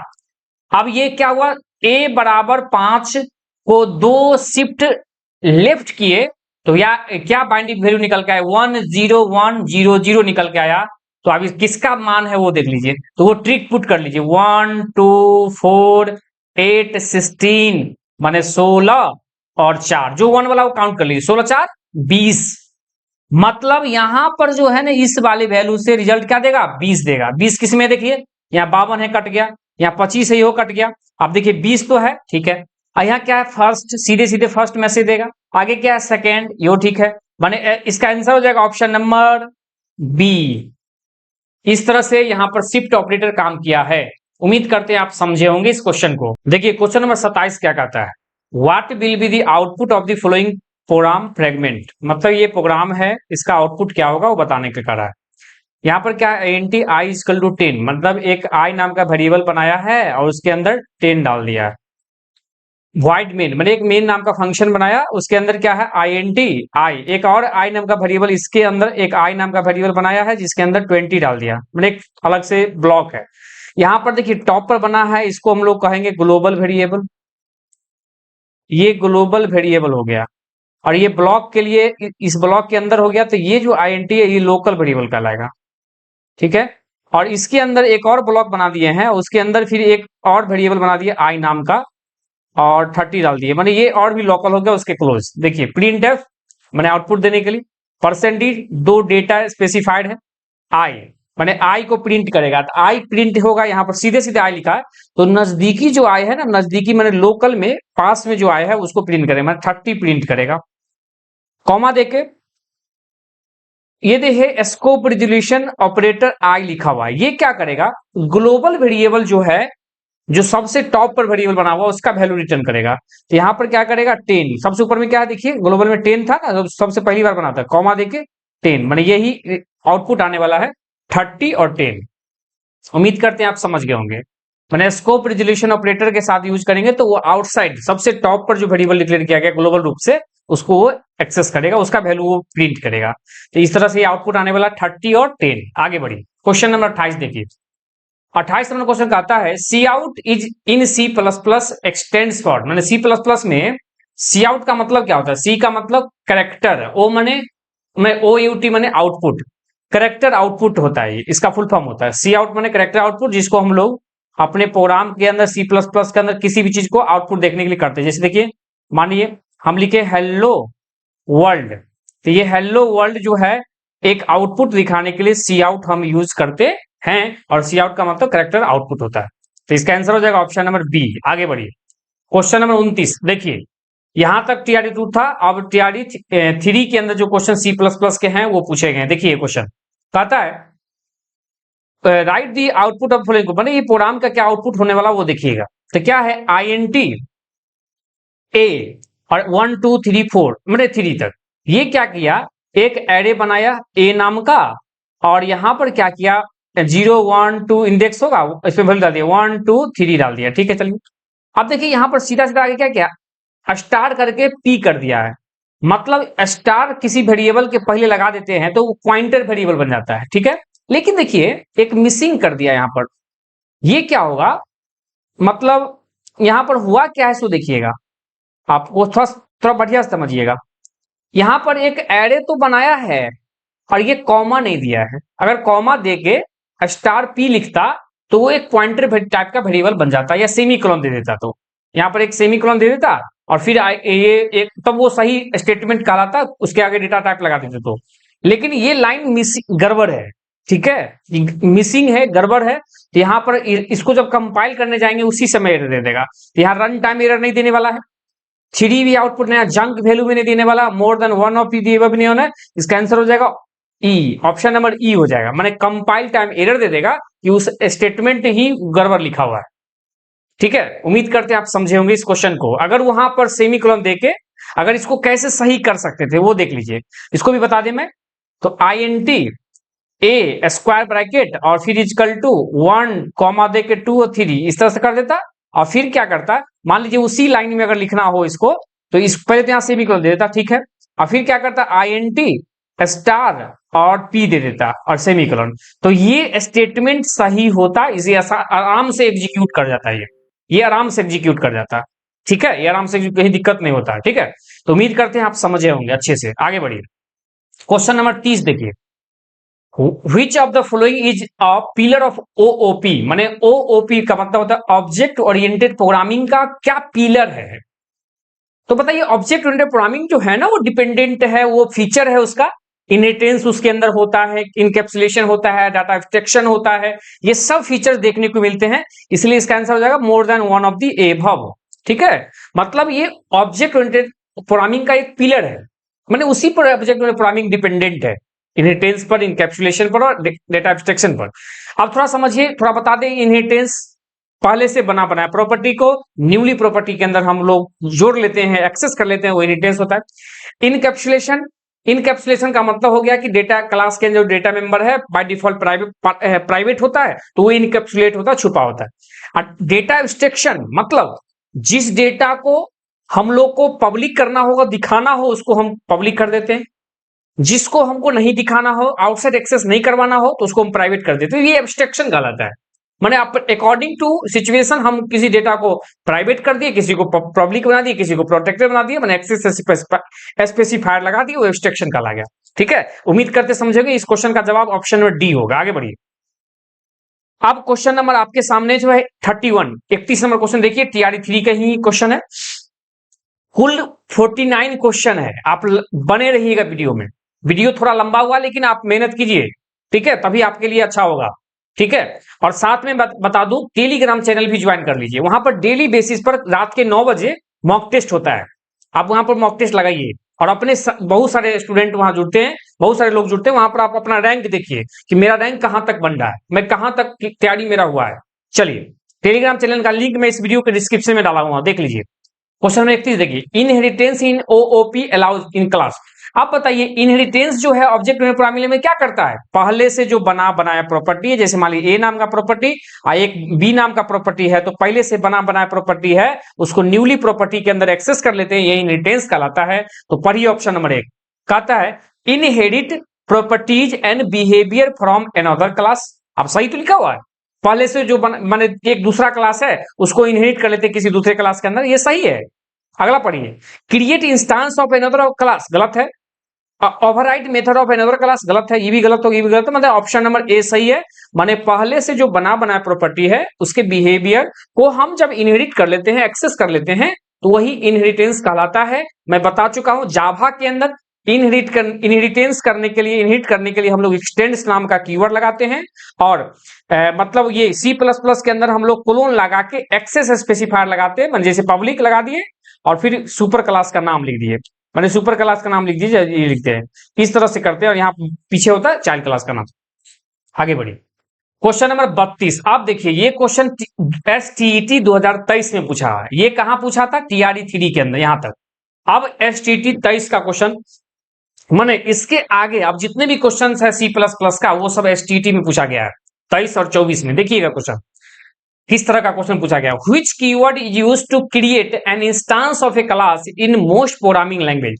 अब देखिए इंस्टांस ऑफ ए क्लास को हम लोग पहले समझिए क्या कहते हैं, ऑब्जेक्ट कहते हैं, मैंने घुमा के पूछा है, देख लीजिए। तो इंस्टांस ऑफ क्लास को ऑब्जेक्ट कहते हैं, और किसी भी programming object oriented programming language के अंदर हम लोग को इंस्टांस बनाना हो किसी क्लास का, तो उसके लिए हम लोग न्यू कीवर्ड का यूज करते हैं। देखिए ये सब में नहीं होता है, जैसे जावा में होता है। आप थोड़ा सा एग्जांपल देख लीजिए, जावा के अंदर, जावा के अंदर कैसे ऑब्जेक्ट बनता है, कैसे इंस्टांस क्रिएट होता है क्लास का, वो देख लीजिए। जैसे मान लीजिए एक क्लास है स्कैनर नाम का, तो हम लिखते हैं स्कैनर, उसका एक इंस्टांस बना लिए, रेफरेंस इन इक्वल टू लिखते हैं न्यू, फिर लिखते हैं स्कैनर क्लास का नाम, फिर ब्रैकेट के अंदर आर्गुमेंट देते हैं, मान लीजिए देते हैं सिस्टम डॉट इन। अब ये क्या हुआ, एक उस क्लास का क्या बन गया, ऑब्जेक्ट बन गया, इंस्टांस बन गया, किसके माध्यम से? न्यू कीवर्ड के द्वारा। याद रखिएगा अच्छे से। आगे बढ़िए, question number 33, what is the abstract class in OOP. अब देखिए जब भी कोई क्लास एब्स्ट्रैक्ट क्लास होगा, जैसे मान लीजिए ये नाम का क्लास है, ये अगर एब्स्ट्रैक्ट है, ये क्लास कैसा है? एब्स्ट्रैक्ट है। अगर ये क्लास एब्स्ट्रैक्ट क्लास है तो इसको जिस भी क्लास में हम लोग को सिर्फ और सिर्फ क्या करना पड़ेगा, हमेशा इनहेरिट ही करना पड़ेगा, इनहेरिट ही करना पड़ेगा। माने ए नाम के क्लास का कभी भी हम इंस्टांस नहीं क्रिएट कर सकते हैं, माने ऑब्जेक्ट नहीं बना सकते हैं, याद रखिएगा, ऑब्जेक्ट नहीं बना सकते हैं, उसको दूसरे क्लास में इनहेरिट करना पड़ेगा, और उस क्लास के अंदर जो मेथड है उस मेथड को बॉडी देना पड़ेगा। तो पढ़िए ऑप्शन, और क्लास विथ नो मेथड, गलत बात है। एब्स्ट्रैक्ट क्लास के अंदर मेथड तो होता है, बॉडी नहीं होता है, यहां पर कहा सीधे नो मेथड, गलत है। अगला पढ़िए, अ class that can't be initiated, माने सही बात, सही लिखा हुआ है, माने एक वैसा क्लास एब्स्ट्रैक्ट क्लास है जिसके अंदर ऑब्जेक्ट नहीं बना सकते, माने उस क्लास में उस क्लास को इनिशिएट नहीं कर सकते हैं, माने इनिशिएट का मतलब उसका ऑब्जेक्ट नहीं बना सकते, सिंपल ये हिडन मतलब है उसके अंदर। अगला पढ़िए option number C, a class that can only have private member, गलत। Class that can't be have method है, गलत, ये भी गलत है, माने ऑप्शन नंबर बी इस क्वेश्चन का सटीक जवाब निकल के आया। मैं एक्सप्लेनेशन अच्छे से किया हूं। आगे बढ़िए, क्वेश्चन नंबर 34। अब देखिए क्वेश्चन नंबर 34 भी मैंने STET के अंदर ही का पूछा हुआ है। पढ़िए question, what is the purpose of super keyword in Java and other similar language. माने किसी भी लैंग्वेज के अंदर, ऑब्जेक्ट ओरिएंटेड प्रोग्रामिंग लैंग्वेज के अंदर या जावा हो जिस तरह से, उसके अंदर सुपर कीवर्ड का काम क्या है? देखिए सुपर माने सबसे ऊपर, जैसे मान लीजिए अगर एक क्लास है और इसको दूसरे क्लास में इनहेरिट कर लेते हैं, तो ये जो पहले से बना प्रॉपर्टी है, ये पेरेंट प्रॉपर्टी है, सुपर क्लास है, बेस क्लास है, इसको हम बेस क्लास कहते हैं, इसको हम लोग क्या कहते हैं? बेस क्लास कहते हैं, सुपर क्लास कहते हैं, इसको हम लोग क्या करते हैं, मैंने सुपर क्लास, बेस क्लास और पेरेंट क्लास भी कहते हैं, ये इस नाम से हम इसको जानते हैं। और ये जो बाद में बना उसको प्रॉपर्टी इसके अंदर इनहेरिट कर लिए, तो इसको हम लोग कहते हैं चाइल्ड क्लास कहते हैं, डिराइव क्लास कहते हैं, सब क्लास कहते हैं, इस तरह से है। तो सुपर कीवर्ड क्या करता है पता है? वो जो पेरेंट का जो पेरेंट के प्रॉपर्टी को एक्सेस करता है, सुपर कीवर्ड यूज होता है पेरेंट के लिए, तो पेरेंट के प्रॉपर्टी को एक्सेस करता है। तो ऑप्शन पढ़िए आप, it refers to the super class in inheritance, माने सुपर कीवर्ड रेफर करता है सुपर क्लास इनहेरिटेंस के केस में सुपर को रिफर करता है, सही है। अगला पढ़िए, it create new object instance, गलत है, सब गलत है। माने इसका आंसर हो जाएगा ऑप्शन नंबर ए, माने ये रेफर करेगा किसको, सुपर क्लास को, यही करेगा। आगे पढ़िए, question number 34, which of the following the best define of class, class के बारे में बेस्ट डेफिनेशन क्या है, तो क्लास एक ब्लूप्रिंट होता है जो जिसका हम क्या करते हैं, ऑब्जेक्ट बनाते हैं, याद रखिएगा। और क्लास के अंदर दो चीज देखने को मिलता है, एक डेटा मेंबर, एक मेंबर फंक्शन देखने को मिलता है। मेंबर फंक्शन का देखने को मिलता है, क्लास का हम इंस्टांस बनाते हैं, ऑब्जेक्ट बनाते हैं, ठीक है। अब देखिए ये थोड़ा उल्टा लिख दिया, आप थोड़ा सा गड़बड़, आप जो है ना ऑप्शन नंबर ए में थोड़ा भी मिस्टेक नहीं करेंगे। क्या लिखा है, an instance of a object, गलत लिख दिया। ऑब्जेक्ट के बारे में अगर बोलेंगे तो क्लास के बारे में बोलेंगे, क्लास के बारे में नहीं कह सकते क्लास जो है ऑब्जेक्ट का इंस्टांस, नहीं, ऑब्जेक्ट क्लास का इंस्टांस है, object is instance of class. ऐसा रहता तो सही होता, लेकिन ये उल्टा लिख दिया, इसलिए इसमें आप मिस्टेक नहीं करेंगे। सी पढ़िए ऑप्शन है। और वेरिएबल होल्डिंग डेटा, ये क्या बात हुआ, क्लास के अंदर जो वेरिएबल होगा डेटा होल्ड करेगा, तो डेटा तो होल्ड करता ही है, लेकिन क्लास को परफेक्ट डेफिनेशन कौन डिफाइन करे, ब्लूप्रिंट है जिसका क्रिएट ऑब्जेक्ट करते हैं। कहता है फंक्शन रिटर्न, क्या ये क्लास एक फंक्शन है, गलत बात है, ये भी नहीं होगा, इसलिए इसका आंसर सटीक जवाब जो निकल के आएगा ऑप्शन नंबर बी। आगे बढ़िए, question number 36, which principle ensures that only essential information is visible to outside world, मतलब जो जरूरत इंसेंशियल में जरूरत का जो इंफॉर्मेशन है उसी को दिखाएंगे बाहर आउटसाइड वर्ल्ड के अंदर, तो वो क्या कहलाएगा, इंफॉर्मेशन हाइडिंग या इनकैप्सुलेशन या एब्स्ट्रैक्शन, तो इसका कहलाएगा एब्स्ट्रैक्शन कहलाएगा, याद रखिएगा। एब्स्ट्रैक्ट होना, छुपा होना, जो डेटा को हमको दिखाना हो उसी को दिखाएंगे। इंफॉर्मेशन हाइडिंग जो है वो जैसे क्या कहते हैं, क्लास के अंदर जो प्राइवेट डेटा मेंबर है बाय डिफॉल्ट उस क्या कर रहे हैं, प्राइवेट कीवर्ड यूज करके क्या कर रहे हैं, उसको हम हाइड कर रहे हैं, छुपा रहे हैं, इनकैप्सुलेट कर रहे हैं, ठीक है, ये चीज है। और पॉलीमॉर्फिज्म का मतलब समझ रहे हैं कि कोई भी चीज, हम पहले बता चुके हैं इससे पीछे कि जब भी कोई मल्टीपल फॉर्म हो जाता है सेम नाम से तो वो पॉलीमॉर्फिज्म एग्जांपल है। लेकिन यहां कहता है इसेंशियल इंफॉर्मेशन को खाली छुपाएंगे, माने हमको जो जरूरत है सिर्फ उसी को दिखाएंगे, आज जरूरत नहीं है दिखाएंगे, तो वो एब्स्ट्रैक्शन कहलाता है। जैसे एक क्लास के अंदर बाय डिफॉल्ट मेंबर प्राइवेट है, हम चाहते हैं कि इसमें कुछ मेंबर, मान लीजिए डेटा मेंबर, उसको आउटसाइड क्लास एक्सेस करना है, तो फिर क्या करते हैं, उस खाली सिर्फ और सिर्फ डेटा मेंबर को प्राइवेट रखते हैं, लेकिन मेंबर फंक्शन को आउटसाइड एक्सेस करवाना है तो मेंबर फंक्शन को क्या करते हैं, पब्लिक बना देते हैं। तो ये जो एक्सेस स्पेसिफायर है, प्राइवेट, प्रोटेक्टेड और पब्लिक, इसके माध्यम से हम लोग डेटा एब्स्ट्रैक्शन करते हैं, जिससे जो डेटा दिखाना हो सिर्फ वही दिखाएंगे। तो ऐसा कॉन्सेप्ट आपको एब्स्ट्रैक्शन में देखने को मिलता है। आगे बढ़िए, question number 37, what is the main purpose of inheritance in OOP, आप बताइए, फिर वही क्वेश्चन घुमा फिरा कर पूछ दिया है बार बार, इनहेरिटेंस में उप्स क्या करता है, तो यही है ऑप्शन नंबर सी। देखिए ये क्वेश्चन रिपीट नहीं हुआ है, 2023 में इनहेरिटेंस से दो क्वेश्चन को दिया है।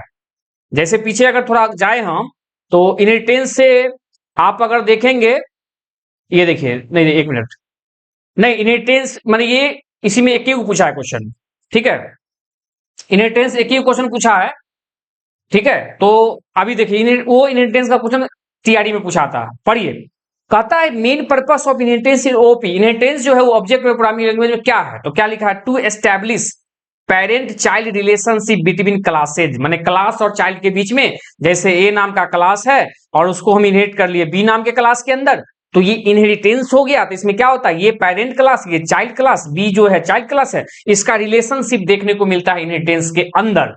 तो यही आंसर हो जाएगा ऑप्शन नंबर सी।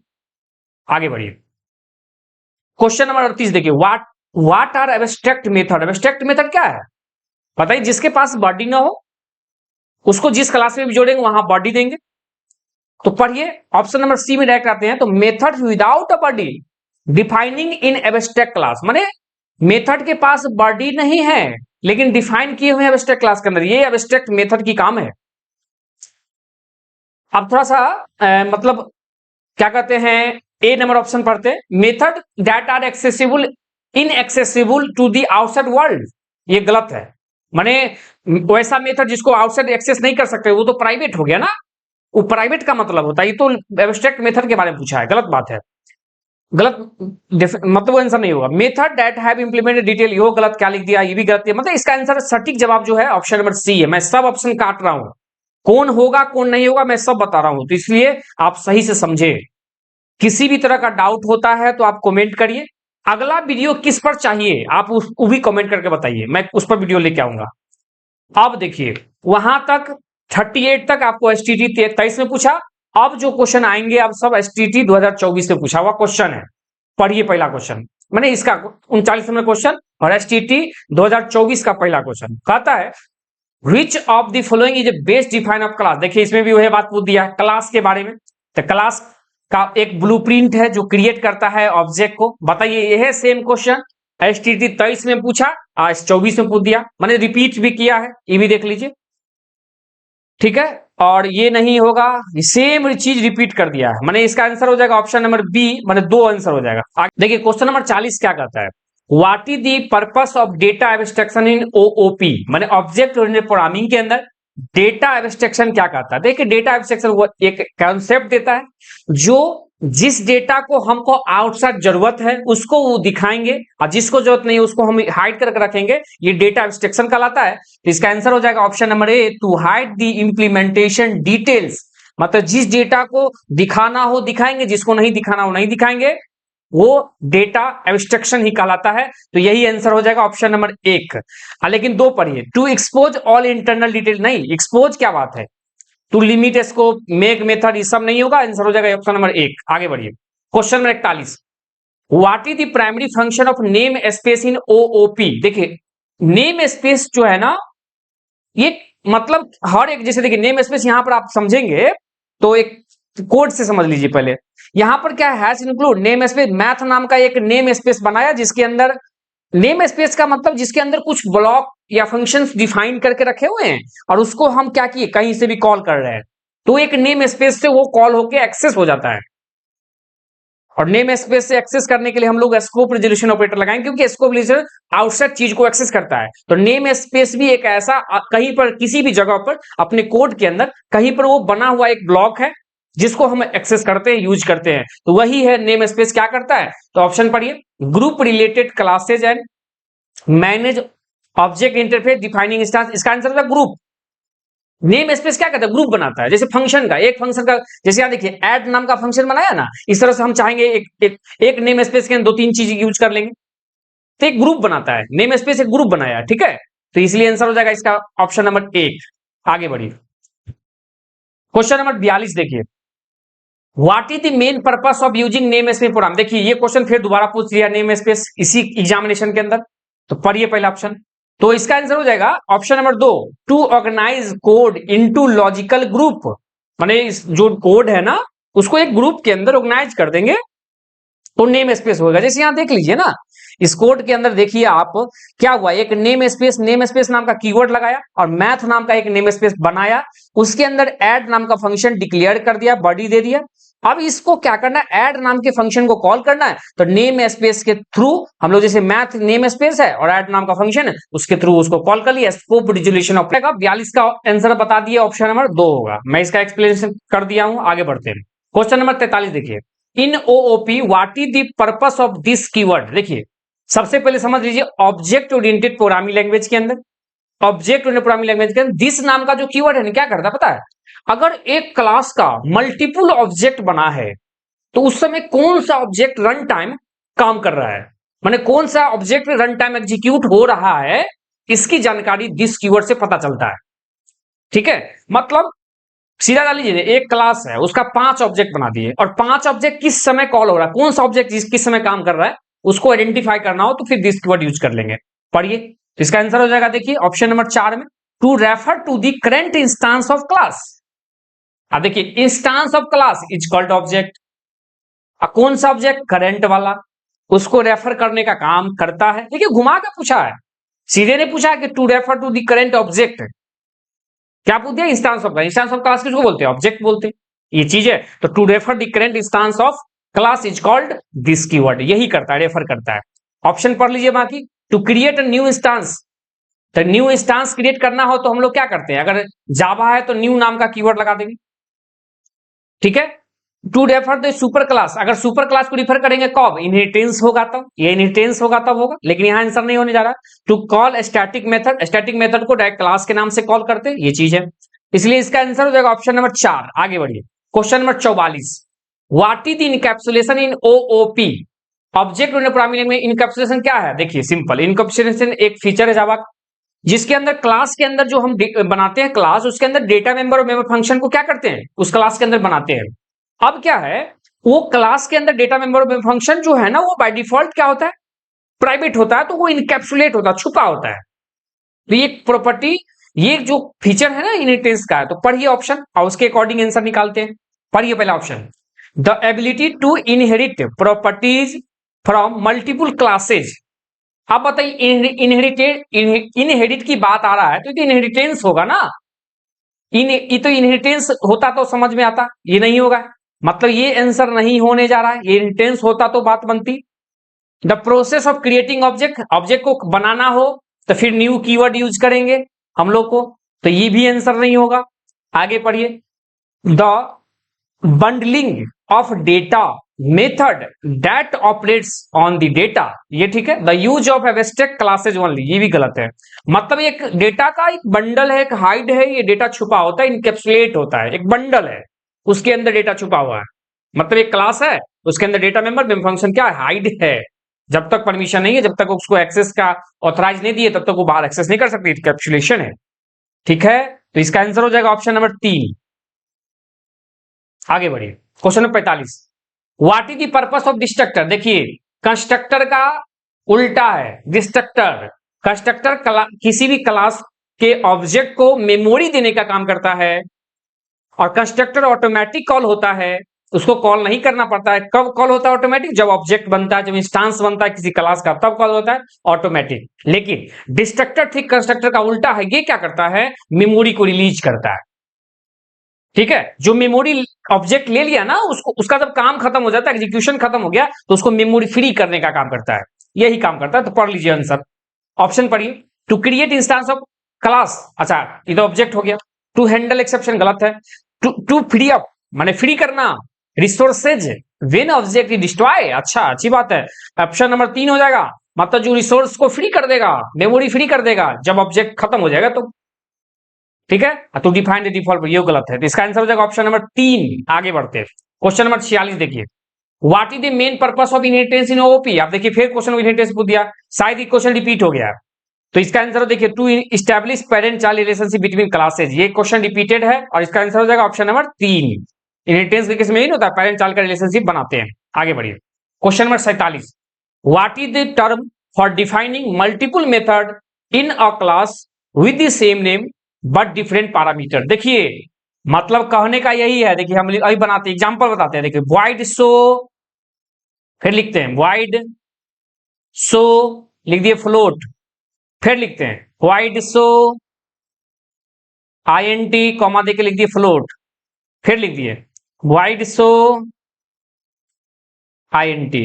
अब देखिए ये चारों मेथड में क्या आपको कॉमन दिख रहा है, चारों मेथड सेम नाम से, सो सेम नाम से है, वही तो बोला multiple function methods defining multiple method in a class, एक क्लास के अंदर मल्टीपल मेथड डिक्लेयर कर दिए with the same name, so same name दिखा, बट डिफरेंट पैरामीटर। देखिए यहां पर नो आर्गुमेंट है, नो पैरामीटर है, यहां पर एक फ्लोट पैरामीटर है, आर्गुमेंट है, यहां पर एक इंटीजर एक फ्लोट है, और यहां पर इंटीजर में डिफरेंट डिफरेंट, आप चारों में डिफरेंट डिफरेंट पैरामीटर है, तो ये कॉन्सेप्ट आपको कहलाता है ओवरलोडिंग, इसको बोलते हैं फंक्शन ओवरलोडिंग, या सीधे बोल सकते हैं ओवरलोडिंग, LOADING, इसको ओवरलोडिंग हम लोग कहते हैं, जो ऑप्शन नंबर क्या है 2 में है। क्लियर, समझ रहे हैं आप, कमेंट करके बताइए आप। आगे बढ़िए, question number 48, which type of method does not have an implementation in a class and must be overridden by derived class. पढ़िए, फिर से पढ़िए, एक बार नहीं समझ में 2 बार समझिए, लेकिन गलत टिक मत करिए। क्वेश्चन पढ़िए, व्हिच टाइप ऑफ मेथड, इनमें से कौन सा मेथड है, डज नॉट हैव इंप्लीमेंटेशन, जिसको इंप्लीमेंट नहीं करते हैं बेस क्लास के अंदर, एंड मस्ट बी ओवररिडेन, जिसको ओवरराइड करना मस्ट है डिराइव क्लास के अंदर, तो इसको हम क्या बोलते हैं, देखिए virtual method, abstract method, sealed method, static method. आप देखिएगा, सबसे पहले ये बता लीजिए सील्ड मेथड कुछ होता नहीं है, पहले ऑप्शन काटिए। स्टैटिक मेथड क्या कहते हैं? अगर कोई मेथड स्टैटिक है तो उसको सीधे सीधे हम कॉल कर सकते हैं, उसको ऑब्जेक्ट नहीं बनाना पड़ता है। तो यहां पर ये आंसर नहीं होने जा रहा है, ठीक है। अब ये वर्चुअल मेथड होगा कि एब्स्ट्रैक्ट मेथड होगा? देखिए इसका आंसर निकल के आएगा एब्स्ट्रैक्ट मेथड। आप कहो कैसे? एक क्लास का अंदर जो मेथड बनाते हैं उस मेथड को हम सिग्नेचर डिक्लेयर करते हैं, बॉडी नहीं देते हैं।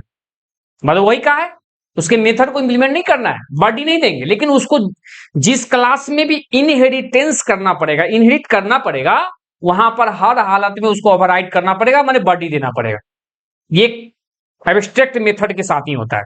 लेकिन वर्चुअल मेथड, वर्चुअल जो मेथड है ये कब कब होता है? ये देखने को मिलता है इनहेरिटेंस में, पेरेंट चाइल्ड रिलेशनशिप के अंदर। जब कोई प्रॉपर्टी पेरेंट भी बनाया, प्रॉपर्टी चाइल्ड भी बना लिया, सेम प्रॉपर्टी पेरेंट चाइल्ड दोनों में है, तो पेरेंट की प्रॉपर्टी के अंदर हम लोग वर्चुअल मेथड बनाना पड़ता है उसी प्रॉपर्टी को। देखिए आज का अंतिम क्वेश्चन, क्योंकि इसके बाद क्वेश्चन नहीं है, अंतिम क्वेश्चन है। जितने क्वेश्चन थे मैं लेके आया हूं और आप पढ़ चुके हैं यहां तक। देखिए इस क्वेश्चन को पहले बना लीजिए। What is the term of her ability of a class? मैंने क्लास के पास क्या एबिलिटी है जो प्रोवाइड करता है डिफरेंट तरीके से इंप्लीमेंट करते हैं मेथड को, और बेस्ड ऑन इनपुट पैरामीटर। मतलब सिंपल यही कहा है कि मेथड सेम हो और उसको डिफरेंट तरीके से लिखेंगे, माने मेथड सेम हो और डिफरेंट डिफरेंट तरीके से, माने number of argument, type of argument, जो पैरामीटर उसका है उसको डिफरेंट डिफरेंट। जैसे कि अभी जस्ट बताए थे इसका एग्जांपल void show, चलिए void show int।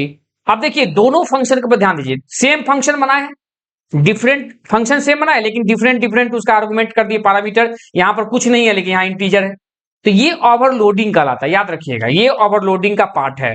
इनहेरिटेंस नहीं होगा, इनकैप्सुलेशन नहीं होगा, पॉलीमॉर्फिज्म में कंपाइल टाइम और रन टाइम पॉलीमॉर्फिज्म आता है। ये ओवरलोडिंग भी पॉलीमॉर्फिज्म का पार्ट है, बट पॉलीमॉर्फिज्म के अंदर दो तरह का पॉलीमॉर्फिज्म दिखने को मिलता है आपको, ओवरलोडिंग, ओवरराइडिंग, वर्चुअल फंक्शन सब दिखने को मिलता है। लेकिन इसलिए अगर पॉलीमॉर्फिज्म में आंसर लगा देते तो फिर ओवरराइडिंग के केस में वो कट जाता, क्योंकि ओवरराइडिंग में सेम सिग्नेचर सेम होता है, कंप्लीट सिग्नेचर सेम होता है। ठीक है, उम्मीद करते समझे होंगे। इसका आंसर हो जाएगा ऑप्शन नंबर 1। आगे बढ़िए। तो आज का वीडियो यहां खत्म होता है और मैं चैप्टर वाइज जो पिछले दिनों में नेटवर्किंग का चैप्टर वाइज, मतलब प्रीवियस ईयर क्वेश्चन के अंदर TRE1, TRE2, TRE3 और STT के अंदर जो क्वेश्चन पूछे गए थे कंप्लीट नेटवर्किंग का, मैं उसका एक्सप्लेनेशन कर दिया। और आज के वीडियो में हम C++ का कंप्लीट चैप्टर वाइज जितने भी क्वेश्चन पूछे गए वो सबको हम अच्छे से एक्सप्लेन कर दिए। आप अगर यहां तक पहुंचे हैं मतलब सीरियस है पढ़ाई के अंदर, आपको मेरी बात समझ में आ रहा है।